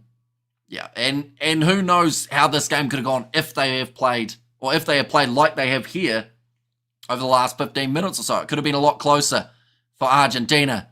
They're actually in the position now. They've scored the same amount of tries in the second half as New Zealand has also scored. And bro, your pronunciation of the Pumas' name is on point, says War One. Thank you very much. Around the side of the breakdown, Argentina still in possession, but then they knock it on. Those little mistakes have been extremely costly throughout this match. So Thomas Lavanini just having a bit of a chat with the referee, Jeff Wilson. There was a big yawn on it. I lost the Subleta with a stupid dive. Says JYD cannot relax against the box. Says CW Stanley. And they still a club. Says Justin. So there are talks of maybe the Higuares coming back to Super Rugby. Now that we have seen the Rebels go away. Right, Cody Taylor is making his way onto the field, is he? No. Ethan Blackadder was just about to run off. But looks like Mateo Carreras, he will be making his way from the field with some sort of rib injury. Who is it this time? Looks like Rico Ioane is going to make his way. No, now Ethan Blackadder is also making his way off the field. I think Rico's injured. By the looks of it, he had a little bit of a limp. I think Asafo Moore just went over and apologised to Mateo Carreras, or didn't really apologise, but said sorry for smashing you, mate. And of course, Jeff will say that. New Zealand commentators notoriously biased. Says SS. But yeah, it looks like Blackadder has stayed on, and Rico Ioane, the man who made his way off the field for Cody Taylor.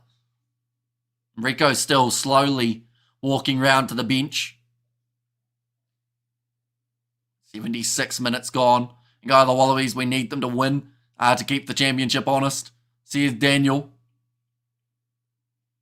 And I'm from South Africa, and I was told I'm stupid to support the All Blacks. We can't even beat Argentina. Look now, says Ethan, but that is another penalty to New Zealand. Oh, little bit of a push there from Lavanini. Ethan Blackadder getting in his face saying, look, mate, this game's gone a little bit differently to last time. You're only playing off the bench. Oh, the comment, Grant Nisbet's just said a bit of a... Oh, was that Tony Johnson? One of them's just said that Thomas Lavanini's got more cards than a fortune teller. Bit of a roast there. So who owes raising an apology? One at a time, please. Quick to judge, then back on the wagon when they win, says Matthew. And I think Sam Kane can bring a tactical approach. Just watching can then bring his thoughts. Can bring his thoughts. Or to be just a really good player, not in senior level, says Laura. No score going to make up for last week. Woody Barrett, big smile on his face at the moment. Oh. Okay, Nick Berry was saying that time was off, but both sides wanted to go for the line out. They want the Higuares back again. Oh, back now, only to get rid of them if things go wrong again, says Fleshin. And agree, Matthew, if you're going to win, the ABs be all in, win or lose. I don't know why I've all of a sudden struggled to actually speak. Oh, Artie Savia. Yellow card remains a yellow card, is the call there. Which congrats to your team's win, mate. The atmosphere here feels like a home. Back in South Africa, Box is going to win here in Perth for sure, says G. And of course, we will be covering that game starting in 20 minutes' time, ladies and gentlemen. If you are new to the channel, be sure to leave a like and subscribe. Looks like that one's gone down for the All Blacks at line-out time. Are we going to see Razor do a spin? I doubt it. I don't think you can after winning a match after losing to a team last week. I feel like that's only for if they won the whole Rugby Championship. Ethan, we just need to survive the storm. All Blacks for life. Greens from South Africa, says Keith. Now going back across to the right-hand side here. Albanoz. Quick hands from Santiago Herreras. Oh, that's a rough one from Santiago Chocabarez. Slips out of his hands. And we are going to have another scrum. So we're going from last week where we had hardly any to this week having one every few minutes. Of course, rainy conditions have completely changed the way that this game has been played. But overall, it's been a pretty decent game. Overall, in terms of the back and forth and the excitement being involved in this contest. Well, we will go like that. And we will go like that. There we go. But Razor Robinson in his coaching box alongside Jason Ryan, they will be much happier with what has happened in this game compared to the last. It's a step in the right direction, but the question still remains, how do these All Blacks compare to that South African side? And they do head to Springbok territory, but 1 minute 20 remaining. The All Blacks only scoring once in the second half. Argentina scoring the same amount. Why does it feel so much slower when you're waiting? Says Justin. Now big scrum. Again, Argentina conceding the penalty at scrum time. Bowden Barrett puts the chip in behind. Cortez Aratama was chasing it. And we have got there one last try to seal. Please, mighty All Blacks. And on a serious note, I'm more confident for the games against South Africa now. Says Glenn, and hope Geordie Barrett's mum and dad are making more Barretts. We need a team of them. Says Heaney, and good game, says Lord. Now Geordie Barrett. Ready to kick this one towards the touchline. Jeremy has said, mate. That's it. Can you accommodate Reagan's Olympics dance? Says JYD. I think that would be quite difficult to do. That one's been kicked dead by Geordie Barrett. I believe Argentina are now going to call for the scrum, or do they go 22 dropout? This is still the longest unbeaten sequence at Eden Park, up to 49 games and counting. Once again, awesome stream. Thanks, Hamish, brother. And mate, says Jeremy in there as well. But now, scrum feed. 2 seconds remaining in this contest. Like I said, the next game that we are covering will be starting in 15 minutes' time for our stream. So if you are new, of course, be sure to leave a like and subscribe. But a big celebration sounding like it's going to be happening in Auckland for this game. The All Blacks were saved by the rain. Come on, Pumas. You have to fight against 16 players. Referee, says Marcelo. So you're saying that the referee helped the All Blacks, but also it's the All Blacks' fault it rained? Maybe? Or are you just saying that Argentina don't have any chance in the wet? Maybe. Brilliant channel. Thank you, Hamish, says Gita. Yeah, anyone who is new, be sure to leave a like and subscribe. Oh, another scrum reset. Scrums have been a bit ugly in this match at times, to be fair. Ethan Blackadder getting in there. Oh, little bit of push and shove. Oh, there's Lavanini pushing Blackadder from the second row. I think Lavanini's going, I don't think you want to grab my shirt. Blackadder, I mean, it didn't look like he was too fast. Now Marcos Kremer is getting in there as well. It's a bit of tension at the moment between these two sides. Can't believe that you guys blaming the ref, says Jaden. Great stream, Hamish. Well done, buddy, says Axel. And GG, says Lord Rapture. And yes, it's the All Blacks' fault that it was raining, says Morse. W's in the chat, says Wings. Now, 4 minutes remaining of that Asafo Moore yellow card. Lavanini looks like he works at nightclubs and collects debts, says Justin. He's got that real tough, like, bouncer kind of look to him, doesn't he? Lavanini, he's always fired up. Same with Marcos Kremer. Those two are brilliant at collecting those cards when needed. Now, it's going to be held on to by Buzz and Velez. Going off to the left-hand side. All Blacks looking for the turnover. Not able to get it. This game looks like it's going to play on for a little bit longer. Pablo Matero tries to chip him behind. Mark Delia takes it and boots it into touch. Or does he? Yes, he does. Referee very quick with his whistle there. I thought he was going back for a penalty, but nonetheless, I do thank you all very much for tuning in. If you did enjoy, be sure to leave a like and subscribe, of course. Hang on, no, they did go back for the penalty. I thought it sounded a bit premature. 2, pushing the player on the ground is the penalty we're going back for. Never mind, we've still got time, ladies and gents. There was a bit of a push. Now Argentina, they will once again kick this one towards the touchline. I think this game's going to go on for quite a bit longer. And thanks so much, great commentary. I'll guess your town next week, says Paul. And all premature, says Kusha. And still unbeaten at Eden, says Aaron.